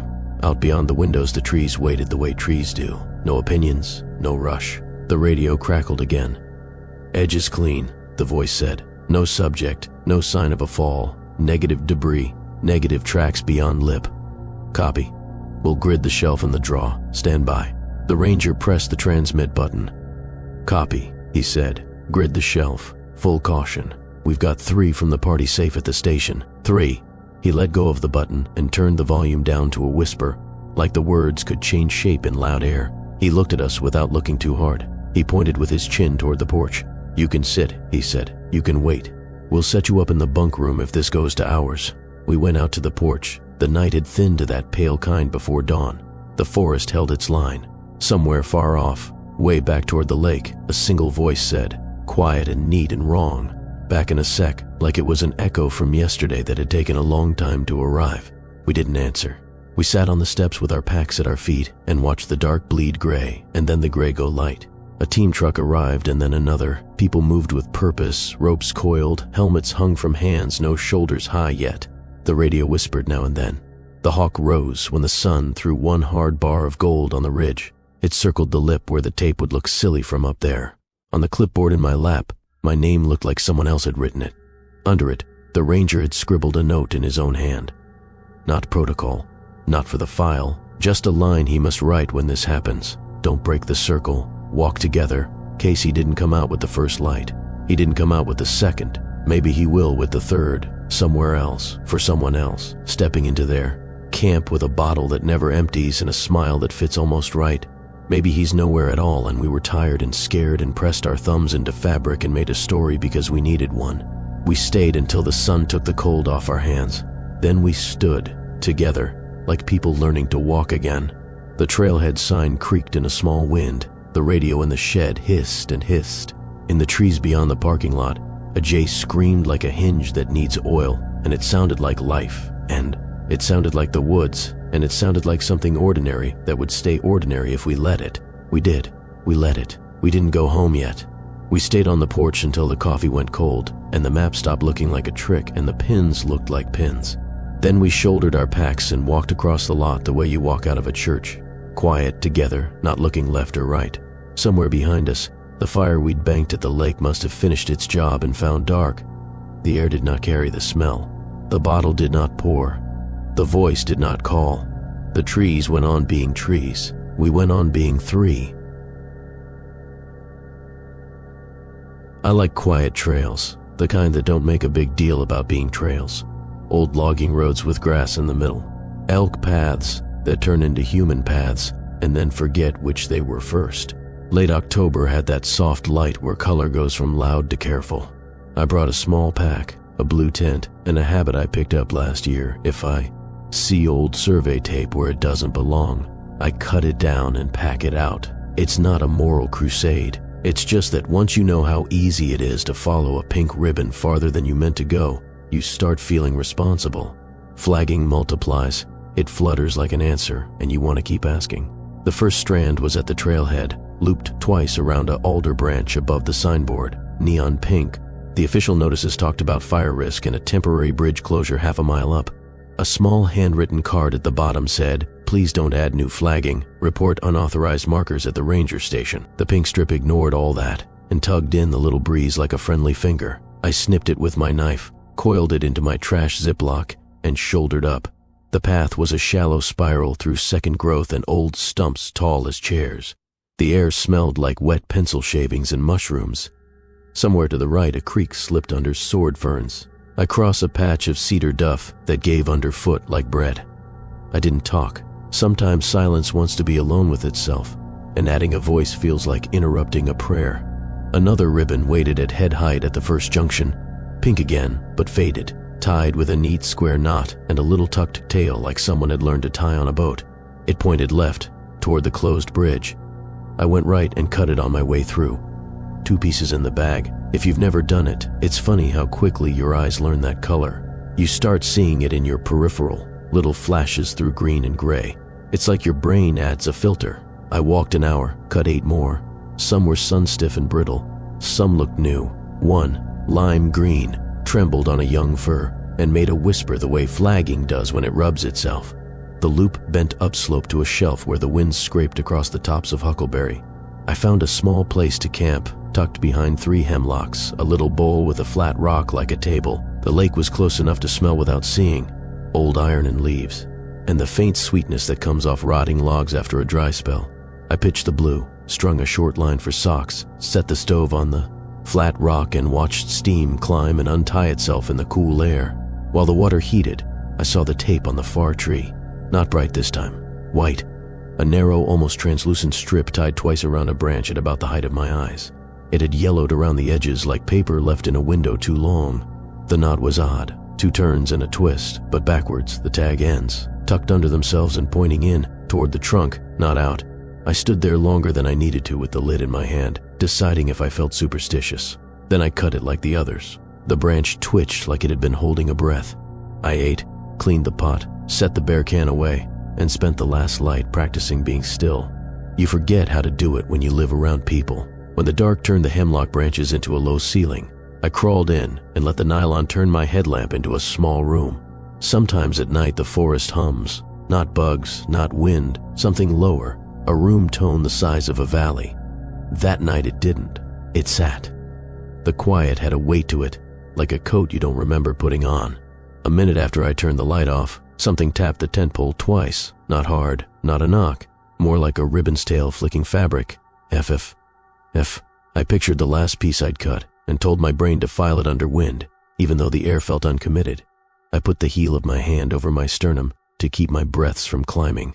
Later, an hour or 5 minutes, the sound came again, longer, like someone slowly pulled a strip away from the pole and let it slide back. The sound is so specific once you know it. You hear it all spring and fall. Tape dragging on bark, tape finding its seam again. I slept in the way you sleep when you're watching your own breath. Little rooms, doors that open and close. At first light the world had a blue tint and the kind of cold that sits on knuckles. I unzipped and stepped out and felt that tiny ache in the teeth that says you didn't drink enough water. My camp looked like a catalog, nothing out of place because nothing had been there but me. The line held 2 socks, obedient. The bearkin sat where I'd left it. On the hemlock to the left of the tent, 3 small strips of pink flagging hung in a neat ladder, one at my waist, one at my shoulder, one at my eye.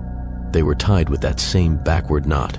The tails pointed in. I didn't like thinking I'd missed them. I hadn't. I walked this square last night 3 times between stove and tent. The bark had fresh dents from where I pressed my palm to pivot.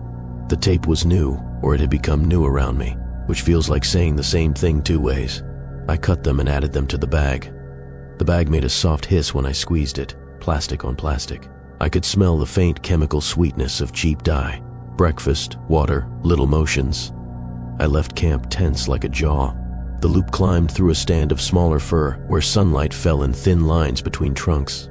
Flagging started showing up every 50 yards now, sometimes high, sometimes low, pink and lime and that odd white again. They pointed in the direction I was already going, which doesn't feel like help, only attention.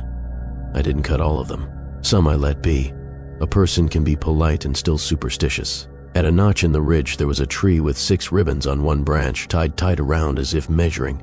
I stood and read the knot work, like a book in a language I only sort of remembered. Whoever did it used a pattern. Over, under, tuck.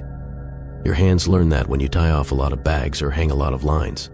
I knew the motions by watching. They felt familiar in the way a stranger's handwriting can look like your cousin's. The trail ran level for a while and then widened near a faint junction. Off to the right, a smaller path, the kind that may once have been a logging spur, sloped down toward the lake. A single strip of white flagging tied to a twig at the split pointed right. On the main trail, someone had hung a tag on a nail at knee height. A cut of aluminum flashing with letters hand stamped into it, shallow and neat, like someone had taken their time. It said, Maine. I'm not dumb. I took Maine. The white strip on the right fluttered once without air and lay still. When I stopped for water at the next seep, the flagging had arranged itself on the opposite bank, 3 pieces at 3 heights, like the tree back at camp. I put the filter together, watched the little line draw creek through its small barrel, and told myself this was ordinary and human. People mark things. Hunters, surveyors, trail crews, lost people. The forest doesn't care. Plastic flaps the same for everyone. Then I saw the 4th strip tied low, barely above the moss, the knot tucked. Under, tag ends hidden. pointing in toward the trunk like all the others. I leaned close and saw a small notch cut into the bark below the knot, a shallow V, like a thumbnail had pressed while tying. I know my thumbnail. It has a chip in the right place from opening a can on a stupid day in June. The day got smaller while I was thinking about that. Sun slipped behind the ridge and changed the light from thin to soft. The trail turned homeward and I let it. The bridge closure meant I'd have to add a bit of road at the end, which felt fine. I was a person who had cut down some tape and had some in a bag and would put it in a trash can. That is a story that feels good in a parking lot. At the last switchback above the lake, a new piece of flagging hung at eye level, not on a branch.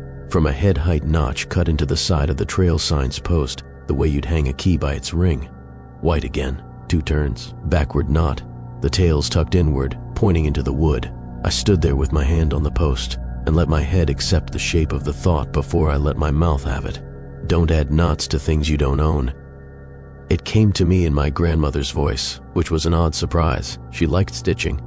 She'd say it when I left a jacket on a chair. At camp, the hemlock that wore the ladder of tape the night before had nothing on it. Clean bark, rough and dark. The place where I'd thrown the little pieces into my bag had the bag, sealed, stuffed into the side pocket of my pack. The knot holding the pocket's drawcord was the backward kind again. I don't tie it that way. I untied it, slow, and retied it the way I know. The knot has a memory finger. It finds its own once it's learned a version of itself. I ate early, full dark coming at 6 now. I set the stove away and took my headlamp off and set it by the tent door. The air felt like paper held up to light. The lake's smell climbed more than the sound of it. I crawled in and lay on my side and told myself good stories that stay true. Your feet are warm, your bag is dry, tomorrow, coffee. When the first brush of tape on the pole came, I breathed in and out the way the bag taught me to. When the second came, longer like a beckon, I kept my hand on my chest.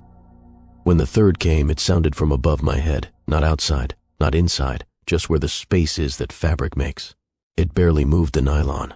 It didn't pull, a lay of ribbon drawn across a surface without weight. I pictured a white strip tying itself into a knot where there was nothing to catch and decided not to give the picture anymore. Sometimes the only thing you can do at night is let the night pass through you and out the back of the tent. At dawn, the sky was a slate that someone had breathed on. My guy lines held a little frost. My socks were dry, which felt like progress. The backward knot had retied itself on the pocket drawcord. I cut it loose and coiled that piece of cord around my palm and put it in the trash bag with the tape, which is the kind of nonsense that feels like action. On the hemlock above my cook rock, 3 tiny white bows had been tied to the tips of a low spray like pretty ears. Not tight, not damaging, the kind of careful that is worse than care. I don't know why this last thing undid me, but it did. On the flat rock where I set the stove, someone had arranged a short length of pink tape into the letter of my first name and then tugged the ends under a pebble as if to make it neat. The letter looked like a child learning. The curve was wrong. I packed with the same speed you use when you're not rushing. The trick is to let your hands know the list without telling your head what the list is. Bag, poles, fly, line, cans, stove, straps. I said thank you to the spot because I do that now. Different grandmother's voice. Then I stepped on the little letter so that when I lifted my boot, there was nothing again. The way out was clean. Fewer ribbons showed. Either I had learned to not see them or they had gotten bored. The creek made the noise it should. A wren scolded me and sounded like language. I kept my eyes on the ground a lot, which makes the world into a narrow, reasonable thing. Your toes, the next 3 feet, the next step. I did not feel watched. I felt attended to, which is not the same and not unkind, but stranger. At the trailhead, the signboard with the handwritten card waited like it had always been there. I unscrewed the trash can lid and fed it a bag fat with plastic. The sound it made was loud and final in a way that helped. I took the little notebook out of the register box to write my exit time and a line about the bridge closure and a line. Then I thought better about stray flagging on the ridge.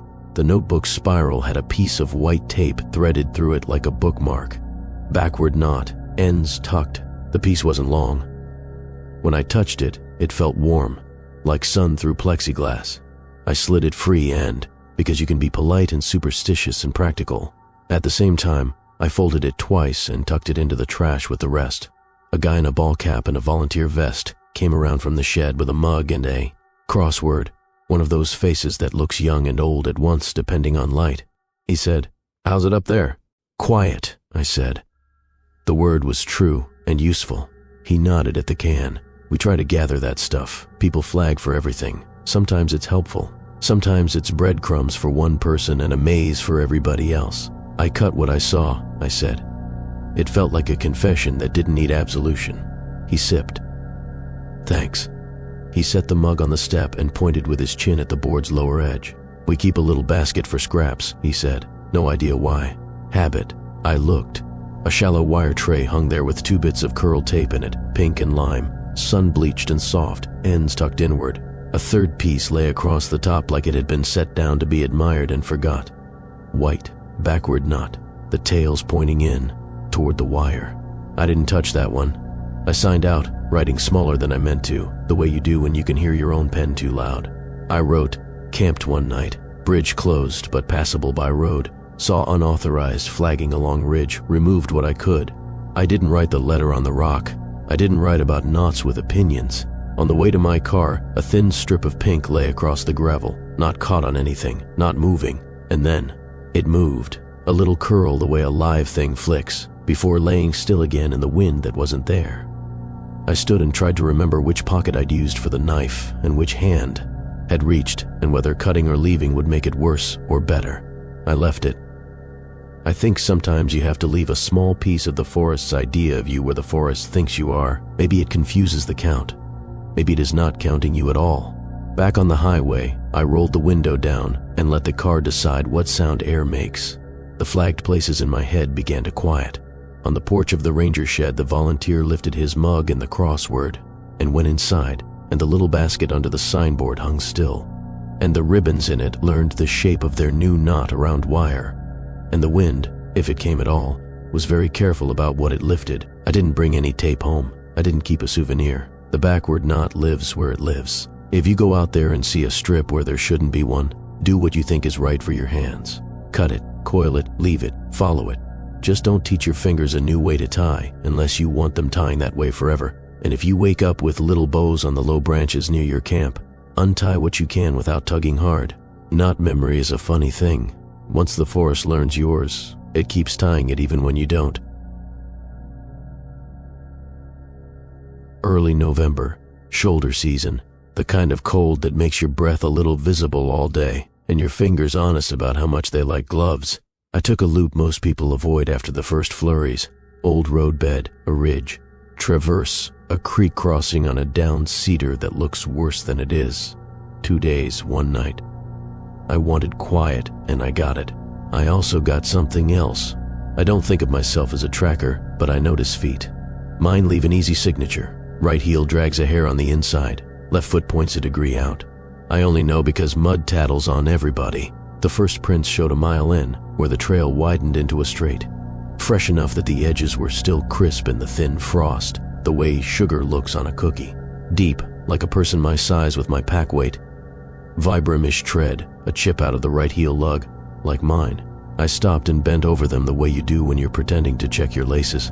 I put my boot beside one, and the match was close enough to be a mirror. Same stride, same angle, same little inward scuff line where you get tired and let your foot be a little lazy. I laughed once, because the easy version of this is you looped without noticing. You can do that on old roads when the forest is generous with repetition. But the tread told me something I didn't like. Whoever made these prints was ahead. The frost in them hadn't grown back. The little granules of ice were melted and refrozen at the bottom, like a foot had warmed them a little 30 minutes ago. My boot prints behind me, when I looked back, had a thinner shine. I called, because that's what you do. Hello. Not loud, not a challenge. Just a, hey, I'm here. Make noise if you want me to know you exist. Nothing but a raven somewhere and a wind that didn't care about me. I walked, because walking makes sense even when other things don't. The prints kept being mine. A bend. A little rock where you put your toe and push and drag a line. I recognized the gesture in the ground like a handwriting sample from someone you've written notes with all your life. At the first junction, the loop could go left to the ridge or right down to the creek and back up. The prints went left, toward more open ground and wind. I went left with them because I wasn't going to let a coincidence pick my day. The ridge was thin, a low spine of rock with firs leaning away from weather. On the exposed parts, the frost had melted and refrozen into a sheet. The prints weren't there. Then they were, where duff thickened again. each one placed where I would have stepped if I'd been making a video of how I walk. At lunch, I sat on a flat rock and looked at the pattern like it would become less me if I stared long enough. The cold seeped through the seat of my pants, practical and rude. I ate, got the warmth, stood, and for the first time made a choice that I don't know how to defend. I put my boot into one of the prints ahead. Not over it, in it. Heel into heel, toe into toe, and then the next, like stepping stones that knew my legs better than I did. If you've never done this, there's a feeling when your foot finds a shape meant for it. Your ankle sits, your knee thanks you, your weight settles like a book back onto the right shelf.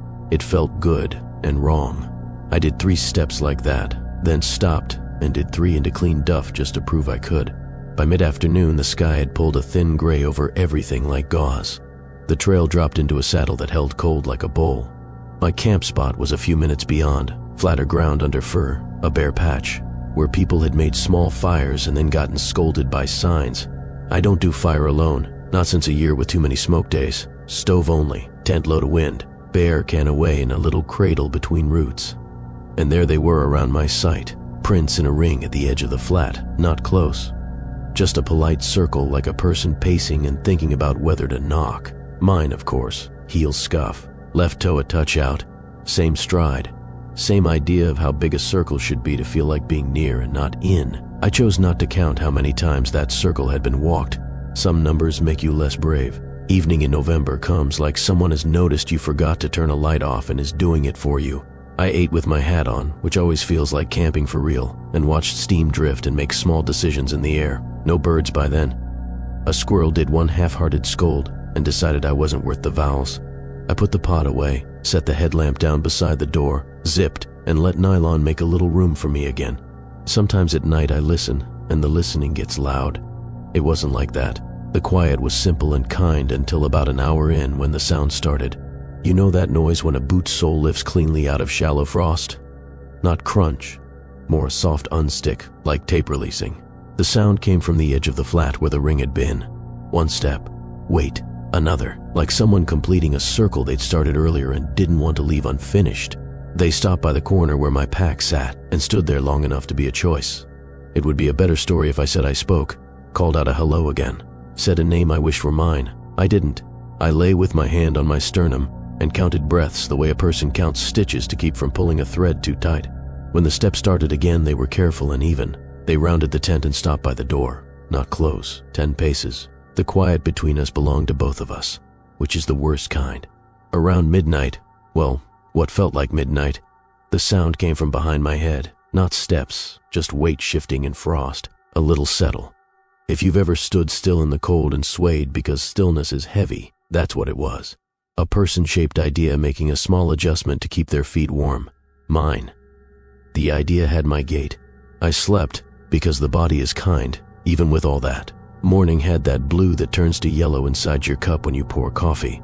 I stepped out and did the tidy motions and told myself what I was doing in a little voice so it would be real. The prints that had circled the night sat where I thought they would. A second ring had been added inside, closer, not too close. Between the 2 rings, on the low branch of a fir at thigh height, a damp patch stained the bark in a wide rectangle the size of my palm. It looked like someone had rested a hand there to lean in and listen to nylon breathe. I took my glove off and set my palm over it. The bark was cold, but the shape was the right shape, down to the little blank at the base where my lifeline breaks for a second. I put the glove back on and used both hands to take the tent down because that made me feel like I was holding something that wanted to be held. The day brightened as if it were thinking about snow and then changed its mind. The trail toward the creek ran clean for a while. No prints ahead, no prints at all. Just that freeze-thaw sheen that breaks when you lay your weight on it. I told myself I had slept funny and dreamed the neat night circle. I told myself someone my size had been out here yesterday and I was shadowing an old route. I told myself the truth doesn't have to be a good story to be true. At the cedar crossing, I stopped because I always stop there. It's a fallen giant with bark rubbed off where 20 years of feet have chosen the same places. The water underneath throws a steady quiet that gets into your bones if you let it. On my side, my prints fresh. On the log itself, the same tread, the same size, dry on top like a person had crossed at least 30 minutes ago. On the far shore, at the place you step off and do that little hop because the bank is mean, 2 prints side by side, facing me, like they'd been waiting. It's a trick of angles, I told myself. People cross and turn and look back to check their friends. A person had done that with my boots. That person was not me because I was late to my own party. I stepped onto the log and felt the way cedar underfoot teaches your ankles to pay attention. I kept my eyes where they should be, a couple feet in front, not down at the water, not at the waiting prince. Halfway across, I heard a small sound like breath against cloth. Not wind, not the creak, close to my ear and friendly the way you're friendly to a skittish animal. It came the same way a mirror gives you your face back a fraction late. Easy, it said, in my voice. I didn't answer. Not because I knew better, because I didn't have breath for anything but balance. I reached the other side, planted, and stood with my hands on my hips like people do when they need their body to look like a building for a second. The two prints waited below me, toes pointed in. I put my boots into them, heel to heel, toe to toe, not because I wanted to, but because some part of me had been set up for that shape and wanted to finish the set. My knee said thank you again. My stomach did not. The trail climbed. The prints went with me again. Now and then I left them and walked my own line just to prove the world was not a track I couldn't step off. They didn't mind. 100 yards later, they would be where I'd want them to be again. Tidy, the right distance, letting me choose them. At a small cut bank where the trail had been bitten by water in spring. I saw a thing that sent cold up the back of my neck like a zipper. The prints ahead split, not into two directions, not a fork, just doubled. Two sets now side by side, my gait and my gait, as if I'd walked with myself. The left set had the right heel drag. The right set had the left toe out. They made a picture of a person and their mirror not quite agreeing which parts to share. I walked between them because there was ground there and because the childish part of my brain wanted not to make either set feel like it had won. After 20 yards, they merged again into one, neat, as if a polite conversation had ended. When the loop tilted back toward the trailhead, I could smell the lot before I saw it. Hot brakes from a truck on the nearby road and that weird sun on asphalt smell you only notice after 2 days of bark. I let the prints go. They didn't follow me, or they did, and I stopped looking. I don't know which version is easier to live with. The register box had the notebook in it and a pencil on a string. I'd signed in the day before, my name, the date, clockwise, a habit that makes me feel like plans are sturdy. Below my entry was a line in my handwriting that I did not write. Quiet on ridge, borrowed footprints, crossed together. The time next to it matched my watch with a disrespectful kind of exactness. 2:17 p.m. I put the pencil down very slowly, like a person setting a fragile thing on a shelf. The volunteer ranger door was shut. A wind chime on the porch breathed a little, and then remembered it was a chime and hushed itself. I should have left then. I didn't. I walked to the far end of the lot where the gravel meets brush and where people sometimes pick up a spur that leads nowhere because it looks like it will. In the dust there, clear as anything, a line of prints went past the cars and into the grass. Mine, again. Heel scuff, left toe out. The stride felt tired, like a person who has decided to let their legs do their thinking. They didn't curve toward any obvious path. They just went into the thin alder as if the forest had called roll and used my name. I didn't follow. I stood and got a very small, very sharp thought. The forest has two ways it learns you. The first is how you move. The second is whether you answer. I put my hand on my sternum again like a person who wants to keep all their belongings in one place. I went back to the signboard because it had writing on it and I wanted a room with letters. The notebook lay there with my extra line breathing on the page like it belonged. I did the only thing that felt safe. I wrote another line under it in block letters that looked like mine and didn't. Leaving now. Thank you. The pencil made a soft tap when I set it down that sounded like any small, ordinary end. The wind chime forgot to hush and did one tiny tone. I didn't walk into the altar. I walked to the car and sat with both hands on the wheel until the warmth finally caught up with my fingers. When I looked in the rear view, the far edge of the lot was just brush and gravel and the kind of shadow that happens where people stop walking. On the way home, when the highway curved and the ridge gave me one last long look, the sun put a bright seam on the water that made the log we'd crossed look like a line drawn in a book. The urge to pull over and check the cedar for prints I knew by heart was strong enough to touch, like a hand on the back of my neck. I didn't. I turned up the fan so the car could make wind talk on my behalf and let the road do the counting. I don't have a lesson except maybe this: if you see your own tracks ahead, of you on a day you didn't mean to give away, you don't owe them anything. You don't have to step in them, even if it feels like your knees might be grateful. And if you find yourself crossing to where two prints wait like friends, put your feet down like you know your own weight. The forest will learn that too. Late November is when the forest decides what it wants to keep. The leaves that stayed too long get soaked into the path. The alder catkins turn the color of tea. The wind switches from helpful to honest. I like that. I like gray light and a short day that minds its business. I hiked a loop I know from summer, old roadbed up to a low ridge, a beaver pond in, the middle, then back down along a creek that does all its work under deadfall. The map shows a tidy circle. The place itself is less tidy in November. Water goes where it wants. At the trailhead there was the usual board, fire risk, a laminated notice about a washout, and a sheet with a list of seasonal cautions. Someone had taped a smaller page over the corner with blue painter's tape, not official. The kind of thing a volunteer prints at home. Night users, stay on blazed trails. Do not follow reflective markers not placed by trail crews. A line below in smaller type, cat-eye tax hunter reflectors are not approved wayfinding. I know those, little round mirrors you press into bark. They shine like stars in a headlamp and vanish in daylight. You see them a lot where deer stands were, or where somebody tried to make their own route. I've also walked behind crews who use a few briefly and pull them later. Tools, not promises.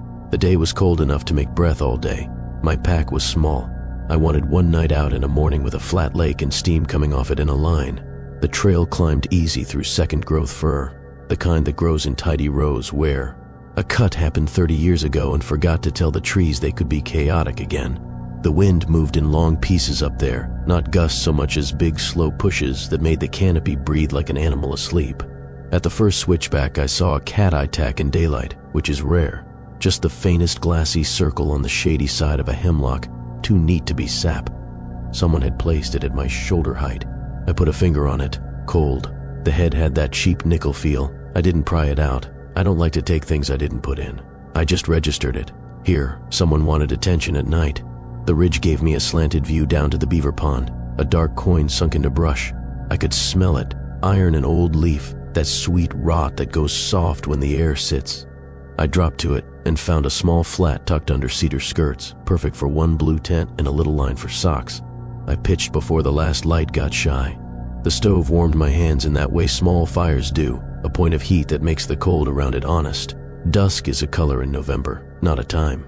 The world goes from gray to the kind of blue that makes headlamps feel rude. I walked to the pond with a bottle for water and turned my light on because the brush had opinions.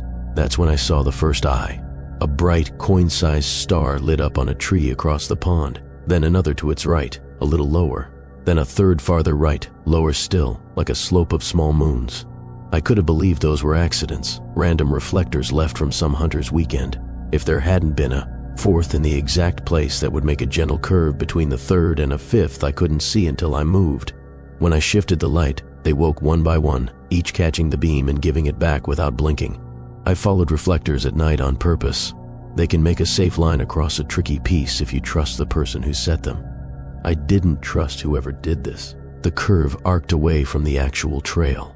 It traced the pond's edge where the bank breaks under leaf, and you step into water to your shin without warning.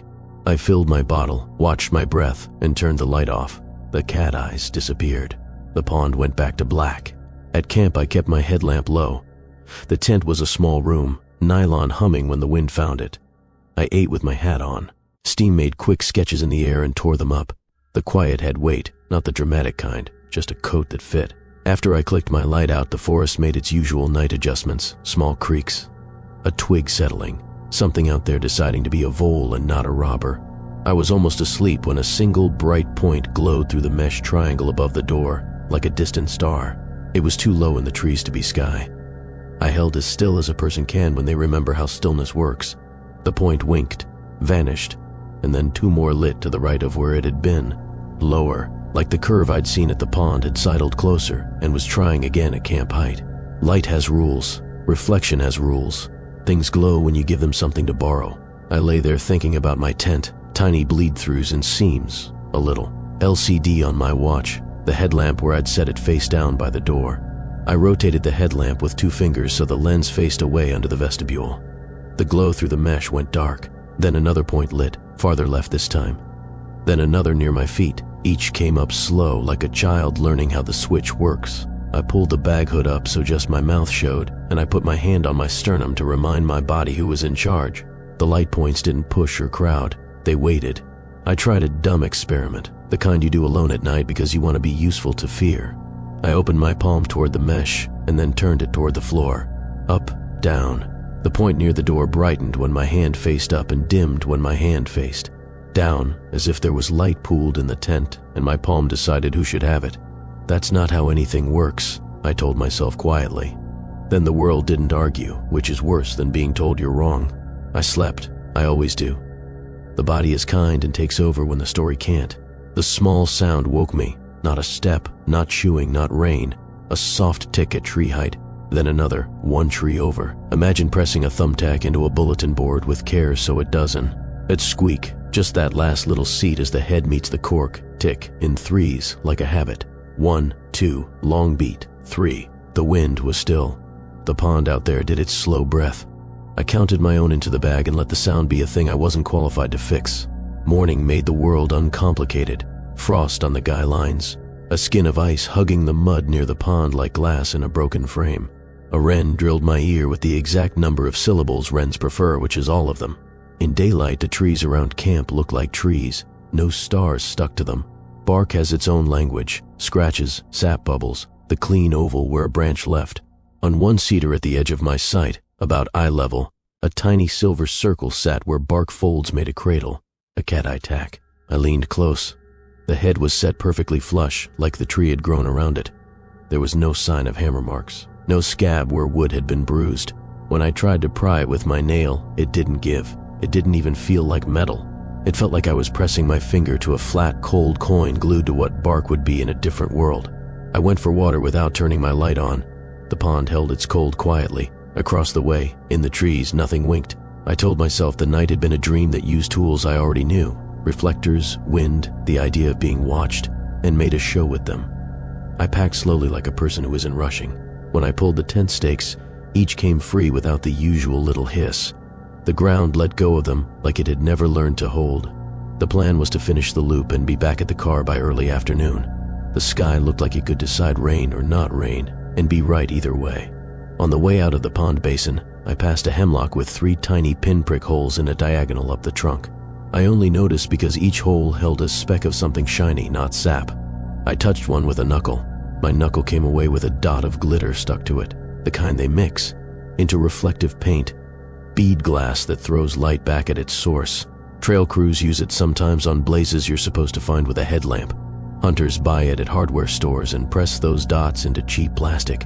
A fine dust of it clung to the bark, as if something had breathed it there and then licked the rest away. A mile up, at the ridge where the path tees into an old road, the usual blaze, orange square on a fir, pointed left, the way the loop goes. To the right, a cat-eye sat in 3 trees in exactly the places your beam would find if you were looking for permission. No official blazes to the right, no tire grooves, just a line of eyes catching nothing in daylight and still somehow there. If you've used reflectors, you know when humans set a line, and when a line happens because a person wanted to be neat. This was neat. This was math. The height stepped down, the spacing widened like breath. The curve arced for beauty, not efficiency. I went left because a painted square is not a conversation, it's a rule. The forest didn't complain. The wind did what it always does to ridge roads, pushed invisibly, and then let go. The tacks to the right shone for 3 trees, then for 2, then for 1, then for none. As if they had decided not to bother with a person who didn't ask them to lead. By midday, I dropped into the creek draw and crossed on slick stones that knew my boots. The old roadbed turned path again. Alders leaned in. The sun, such as it was, made its thin attempt through a ceiling of cloud. Here and there in the duff, tiny bright specks caught my eye. Glitter, but not like trash. More like the dust from a broken reflector, ground into needle and leaf. I rubbed one between finger and thumb until it vanished, and realized my glove had a very faint constellation. Now, not enough to catch light, just enough to keep my eyes interested when they shouldn't be. At the last little climb before the trailhead, the world went briefly darker not because of weather, but because I walked through a band of shade where trees packed in closer. On the left, at glove height, a row of 4 cat eyes lit in the dim like a train of coins. On the right, At knee, another row answered them, and on a cedar ahead, at exactly the height where your face would be if you stood where I was going to stand, a single bright tack burned and dimmed as I breathed. I stopped exactly where you'd stop. The coin brightened, then softened. I lifted my palm to block it and noticed my palm glowed, just for a second, like it had learned to be a reflector too. I turned my hand and the glow forgot itself. Someone had hammered these, I told myself, without hammer marks, without bruising bark. Someone had placed them where they make a corridor. Someone had taken care not to harm the trees in ways I could argue about later. Someone had got here ahead of me. Someone had my schedule. It's easy to get dramatic alone. I didn't. I moved through that spot steady, like a person who trusts their feet. The tacks showed and went dark as my body got in the way of whatever they were borrowing. I felt the barest draft on my cheek, not wind, the temperature change you get when a door opens in a big building. After that, the trail was ordinary.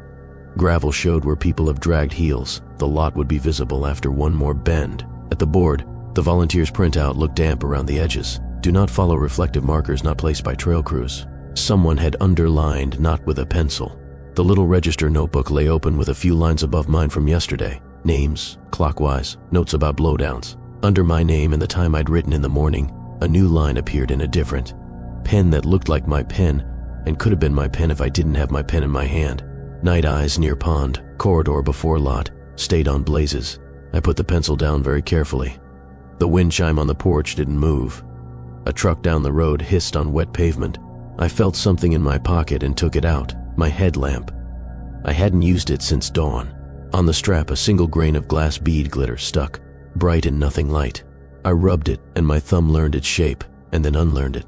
The volunteer door opened and a man stepped out with a mug and that ranger blend of practical and polite on his face.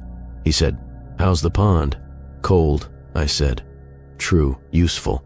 He nodded at the board. "We've had folks complain about hunters leaving cat eyes on their routes. They forget to pull them. It makes a mess for SAR. People follow them when they shouldn't." "That's one version," I said, and that came out softer than I meant. He didn't push. He lifted his mug toward the sky the way you do when you're deciding if it's going to rain and said, "If you see reflectors more than 2 in a row and they're pretty, go the other way." He said pretty like the word had a job to do. Trail crews don't make pretty at night. We make straight. I signed out. I wrote, "Stayed on blazes." I didn't write it watched me breathe. I didn't write about my palm glowing for a second like a trick. On the gravel by my car, a tiny coin of light winked once at ankle height and went out. I stood there thinking about what you owe to a thing that wants to show you a path. The answer, I think, is nothing you didn't come for. On the drive home, the cloud broke just enough to make one long bar of white on the ridge where the road cuts a view. In the peripheral, deep in the trees, I saw 2 points answer it, then one, then none, the way you see stars when you're sure there's daylight.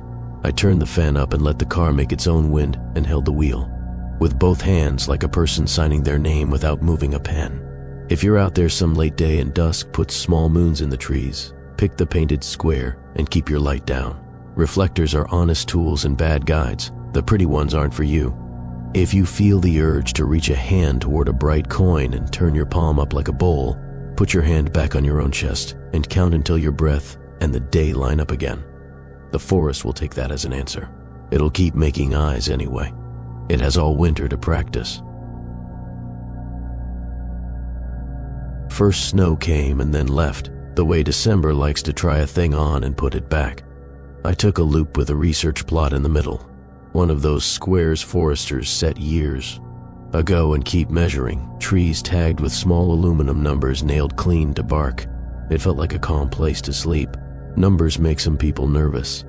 They make me feel like someone is counting, and counting is tidy.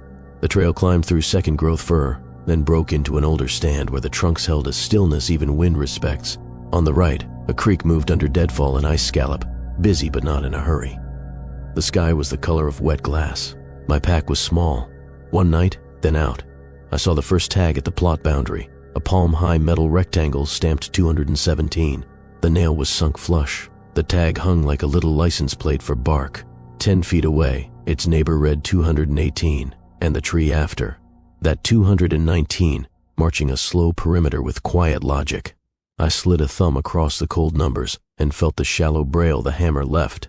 Inside the plot there were more, Waist height, shoulder height, stamped years ago, some tarnished to a pale gray that matched cloud. A few had pencil marks from an old survey, a quick H and DBH scrawl, last visit's hands saying diameter and height, and then gone. I liked the idea of crews moving through with clipboards and rain jackets, saying small numbers to each other with care. I dropped my pack on a flat between 3 cedars and put the blue tent there, a low shape in a room that had been measured. The lake lived nearby, the smell of iron and old leaves said so, but the trees kept the view for later. I strung a line for socks. I set the stove on a rock flat enough to call a table. Everything made sense. At dusk, the tags looked dull and thoughtful. I made noodles and watched steam turn into small gray ghosts and disappear. The first star didn't show because there wasn't going to be one. The forest took light and smoothed it. Night pulled on the space like a sweater. I crawled in and lay on my side with my hand on my sternum to keep my breath from going places I didn't need it to. Somewhere in the hours after, a soft sound started. Not animals, not the forest's big voice, small, metal talking to nail. A tiny tick when aluminum shifted as the bark under it cooled and moved. A plot this size has a lot of tags. The sound went around, 1, 2, then a rest so long I thought it had stopped, and then another, not regular, not a pattern, as if the evening had a pocket of metal and it was settling its coins. I slept in sheets of quiet, the way you do when the things around you agree to take turns. Snow dusted the fly in the night and then let go. Morning came in blue and thin. I unzipped and looked out into a world that had been erased with a soft eraser and then redrawn. The tags took snow and kept it in their stamped numbers, a white 2 on gray, a white 1, a 7 filled with frost. I boiled water and drank slowly and let my hands learn heat again. Walking the plot after coffee, I found a sequence that had not been there when I pitched. On 6 trees around my tent at eye height, a ring of tags ran 231, 232, 233, 234, 235, 236, not the perimeter numbers, but new, bright, edges still.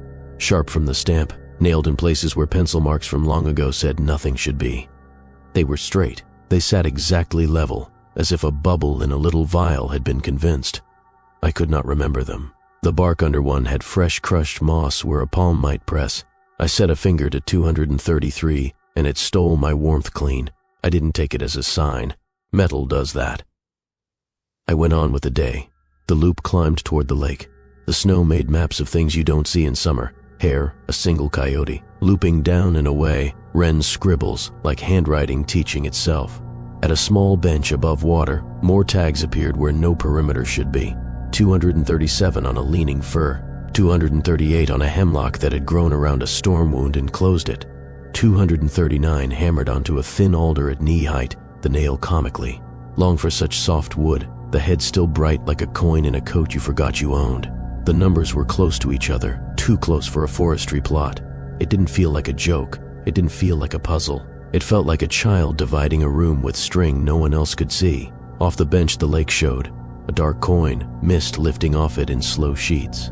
On a cedar at the shore there was 240, a yard away, 241, then 242 on a snag with its heart long gone, the tags stamped.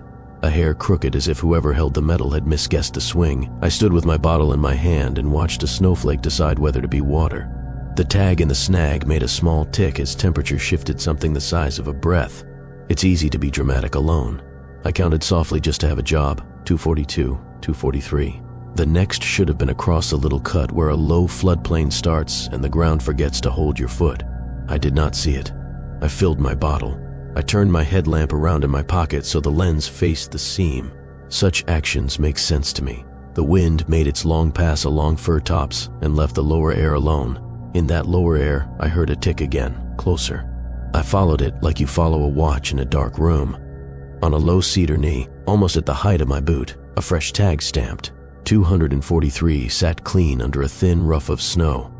The nail had been set just so, no bruising, the head flush, as if the tree had woken, and decided to be metal there for a moment, and then gone back to being wood. Back at camp, the ring numbers around my tent had changed. The 231 was 244 now. The 232 had become 245. Coal doesn't stamp, I thought in a small voice. The ring completed itself with 6 steps that had not been there at lunch. The math was neat. 246 lived where a small slash of bark had looked smooth this morning. 247 burned dull and perfect at my shoulder. 248 sat just above my head, dead level to the horizon. I ate because that is the kind of decision that gets you farther. I tucked the tools the way I always do. I spoke out loud once just to hear my voice be boring. Then I went inside the nylon room and clicked the light and lay on my back and watched the mesh turn into gray geometry. The tags ticked again. Not a circle now. A slow ripple outward, like when someone drops a pin under a blanket and pats down for it without lifting their hand. At some hour that was probably later but could have been more early, a tapping came from the pole, thin as a fingernail on a jar. It wasn't the tent being curious.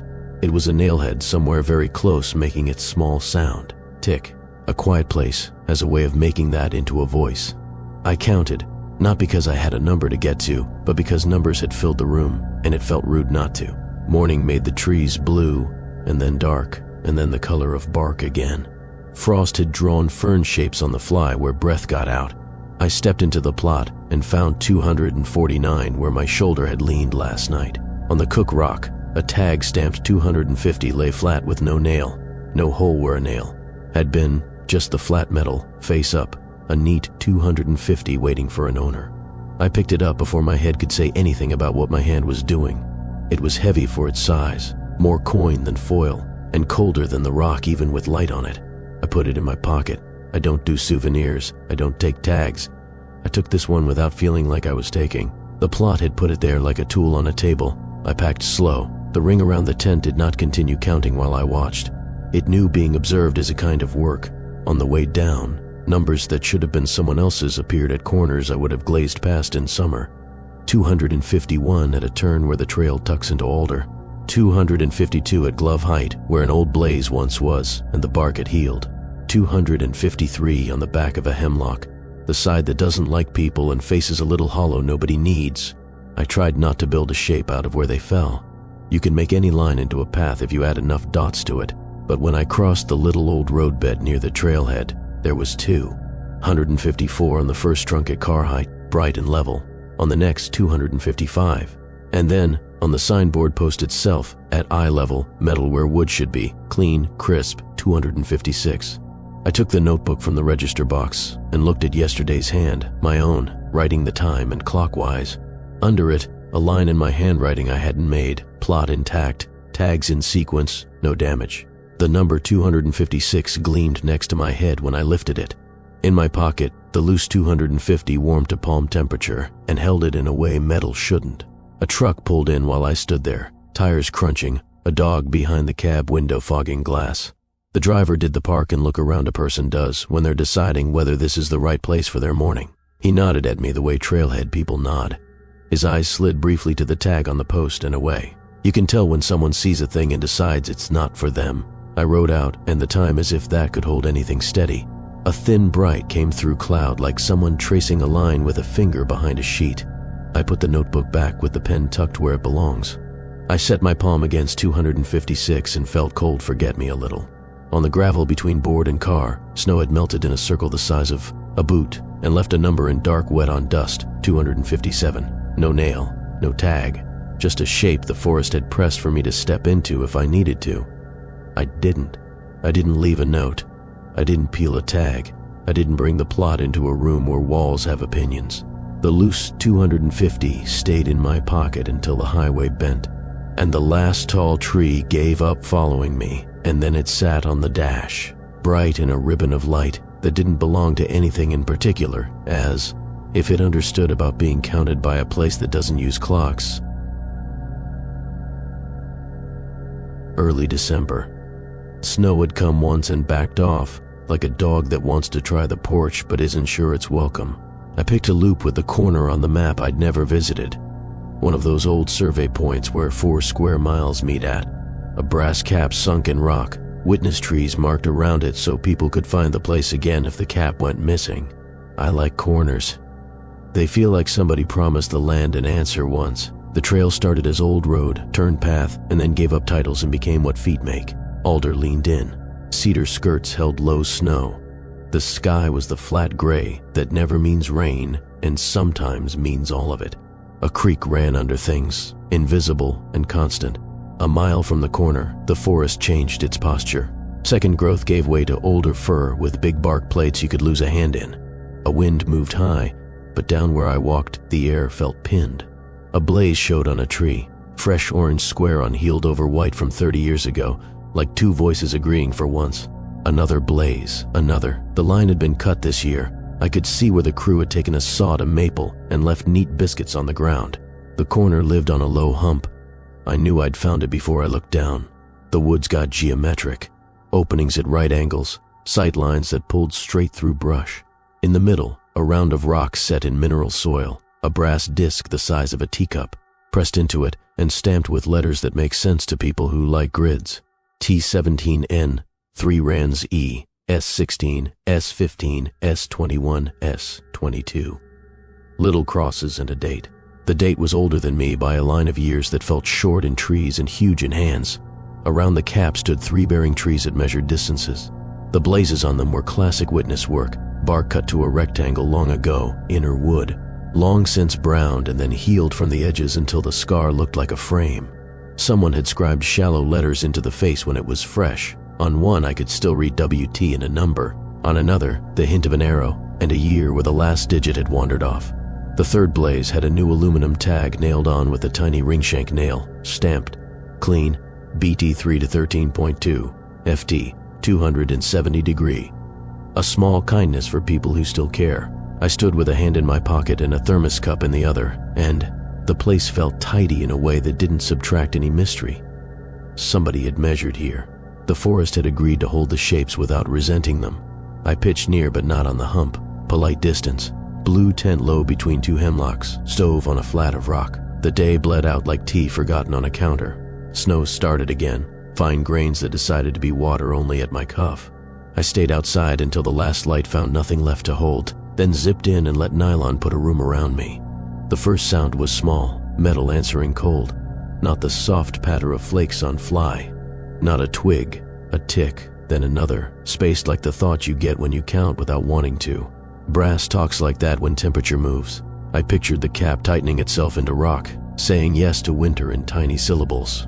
I slept. I always do. The body is practical. A sound woke me late. Not tick, not animal. A long, slow shaft like a knife drawn with love through bark. No rush, no tear. A scribe on soft wood. It came once, from the bearing tree left of the door, then the same. Sound answered from the right, then, after a while, behind my head. The tent breathed when the wind found it. The forest made no argument. Morning was the pale blue that sits on snow and then goes clear. I unzipped to a world erased and redrawn. Frost hung on guy lines like handwriting. The bearing trees wore their scars the way they had yesterday. Rectangles you could see from 5 paces, names half-eaten by years. I walked over with a cup and touched a fingertip to the face of the nearest. A shallow graze across old scribe. The wood under the gray was the color of tea. On the uphill side of that blaze, below the original mark, a new line had been dragged. Shallow and bright as if a nail had gone gently across the face sometime after dark. Not a letter, not a number, a ruler line.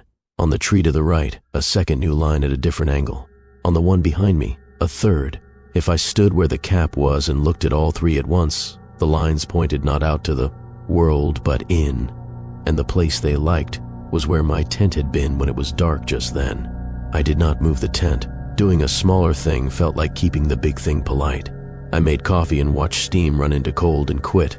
A jay landed near and decided I was not worth vowels. The small ticks between cap and metal and nailhead made time into something I could carry. I walked the mile square's edge that day because it was there, because paint had been fresh, because following a line someone else drew can feel like a conversation if you keep your voice low. The blazes came at the right places, orange where line turns, older healed scars in between. Every so often a ribbon of pink flagging someone hadn't taken down fluttered, a leftover from a crew that wanted to remember where to be careful. I cut one and put it in the trash pocket. I left the others. You can spend a life pulling other people's breadcrumbs and never run out. On the south line I found a stump with a brass tack in its face, tiny version. Of the cap, little circle with a crosshair, a witness for a witness. Someone had placed it neatly, flush, gentle. I touched it with a knuckle, cold. It didn't feel new, it felt recently true. Back at camp, the bearing tree faces looked different the way a person looks different when they're thinking about something else. The new lines had lengthened and settled into the wood, like they'd always been there. Bright at the edges, dulled in the middle where air had touched. On the cap, where the stamped date sat like a coin inside a coin, the last digit looked cleaner than the others, as if a finger had been there in dream and rubbed it. I cooked with my hat on and my gloves off, because that's what it takes, and I put the pot away and zipped in before the gray forgot it was day. The scribing sound came earlier, the long soft shh like a letter being practiced slow. It didn't argue with the ticks. Both lived in their own rooms. Once a breath of cold climbed through the mesh triangle and moved the tiny hairs on my face, and with it came the smell of sap the way it is under bark, green and a little sweet, the memory of a cut. When I woke in the night again, I didn't know why. The world had shifted a degree toward colder, that was all. The tent pole clicked in its sleeve as fabric tightened. The long shh came from very near. The knife on wood breath moved air above my head, and the sound drew away like someone had finished a stroke and leaned back to look at their work. In the morning, a print sat in the new snow at the cap, boot oval, heel, and toe, too clean to be fresh, too perfect not to be made recently. It faced east. A second print sat 6 feet away facing west. Between them, the cap ticked once, the way a lid cooling does. The bearing tree's new lines met now at a point that wasn't exactly my tent. It was where I had sat last night to take my boots off. On the cook rock, something waited under a thin shrug of snow. I brushed it clean with the back of my glove. Not a note, not a tag, a small section sketch on a scrap of survey flag, hand-drawn with pencil, the kind crews use to make a quick corner diagram. 4 squares, a dot in the middle. Tiny arrows to witness trees with distances scribbled in cramped hand. Where the dot was, someone had written, "Carefully you." I held the scrap up to light, and it let nothing through. The pencil had pressed hard. I put it in the trash with the bandana bits and my coffee filter. Then I took it out again and folded it into the map case with the paper that said, "Who promised what to what?" I broke camp the way you do when the day has to be normal to stay itself. Poles, bag, fly, line. The tent site made a pale rectangle on the ground that the snow couldn't cover as quick as it wanted to. I walked to the cap and set my palm on the brass and felt the metal hold the cold like it was proud to. A thin frost ring had formed around the disc where the air made a halo of the heat it stole. On the way to the trail, more bearing faces appeared where no plot should need them. Not the old rectangle scars, new pale places where bark had been opened recently and then coaxed to hush. Not big, not raw, small as a postcard. Lines scribed into them that made no letters I knew. If I stopped and looked across the trunks from a certain place on the path, the lines agreed with one another and pointed along the straight of trail I was taking, low-key as a hand motion, polite as a nod. I didn't hurry. The forest didn't either. It breathed high and let me breathe low. A squirrel tried on 3 different complaints and kept none. Snow remembered itself and forgot again. The day did its best with the light it had. The signboard at the trailhead had the usual stack, fire risk, a thin lamination about winter roads, a page from a year ago with a stamp. In the lower corner, under the corner diagram where a cartoon brass cap sits like a coin, someone had taped a photocopy of the section sketch for this very place. The one in my map book, the same handwriting, the same distances to the same bearing trees. In the box where a cap is drawn, just a circle with a crosshair, someone had filled in the circle. Too dark, and then, almost thoughtfully, pressed the pencil point once so it left a tiny deep dot. I signed out. I didn't write anything clever. I tried to make my name steady. Behind me in the trees, 3 pale rectangles faced the opening. The wind decided to move again higher up, all in one long piece like a breath. It set the chime on the ranger's porch to a single polite sound.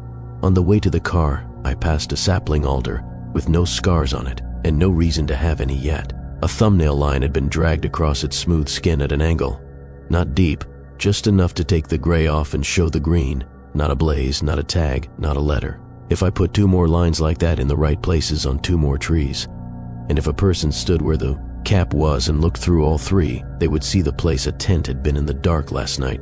Snow started again, tiny pieces. The sapling winked a little wet shine and then dulled.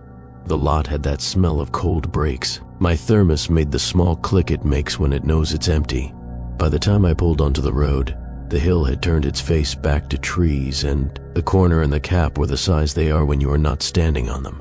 The forest went on holding its right angles without needing anyone to say so.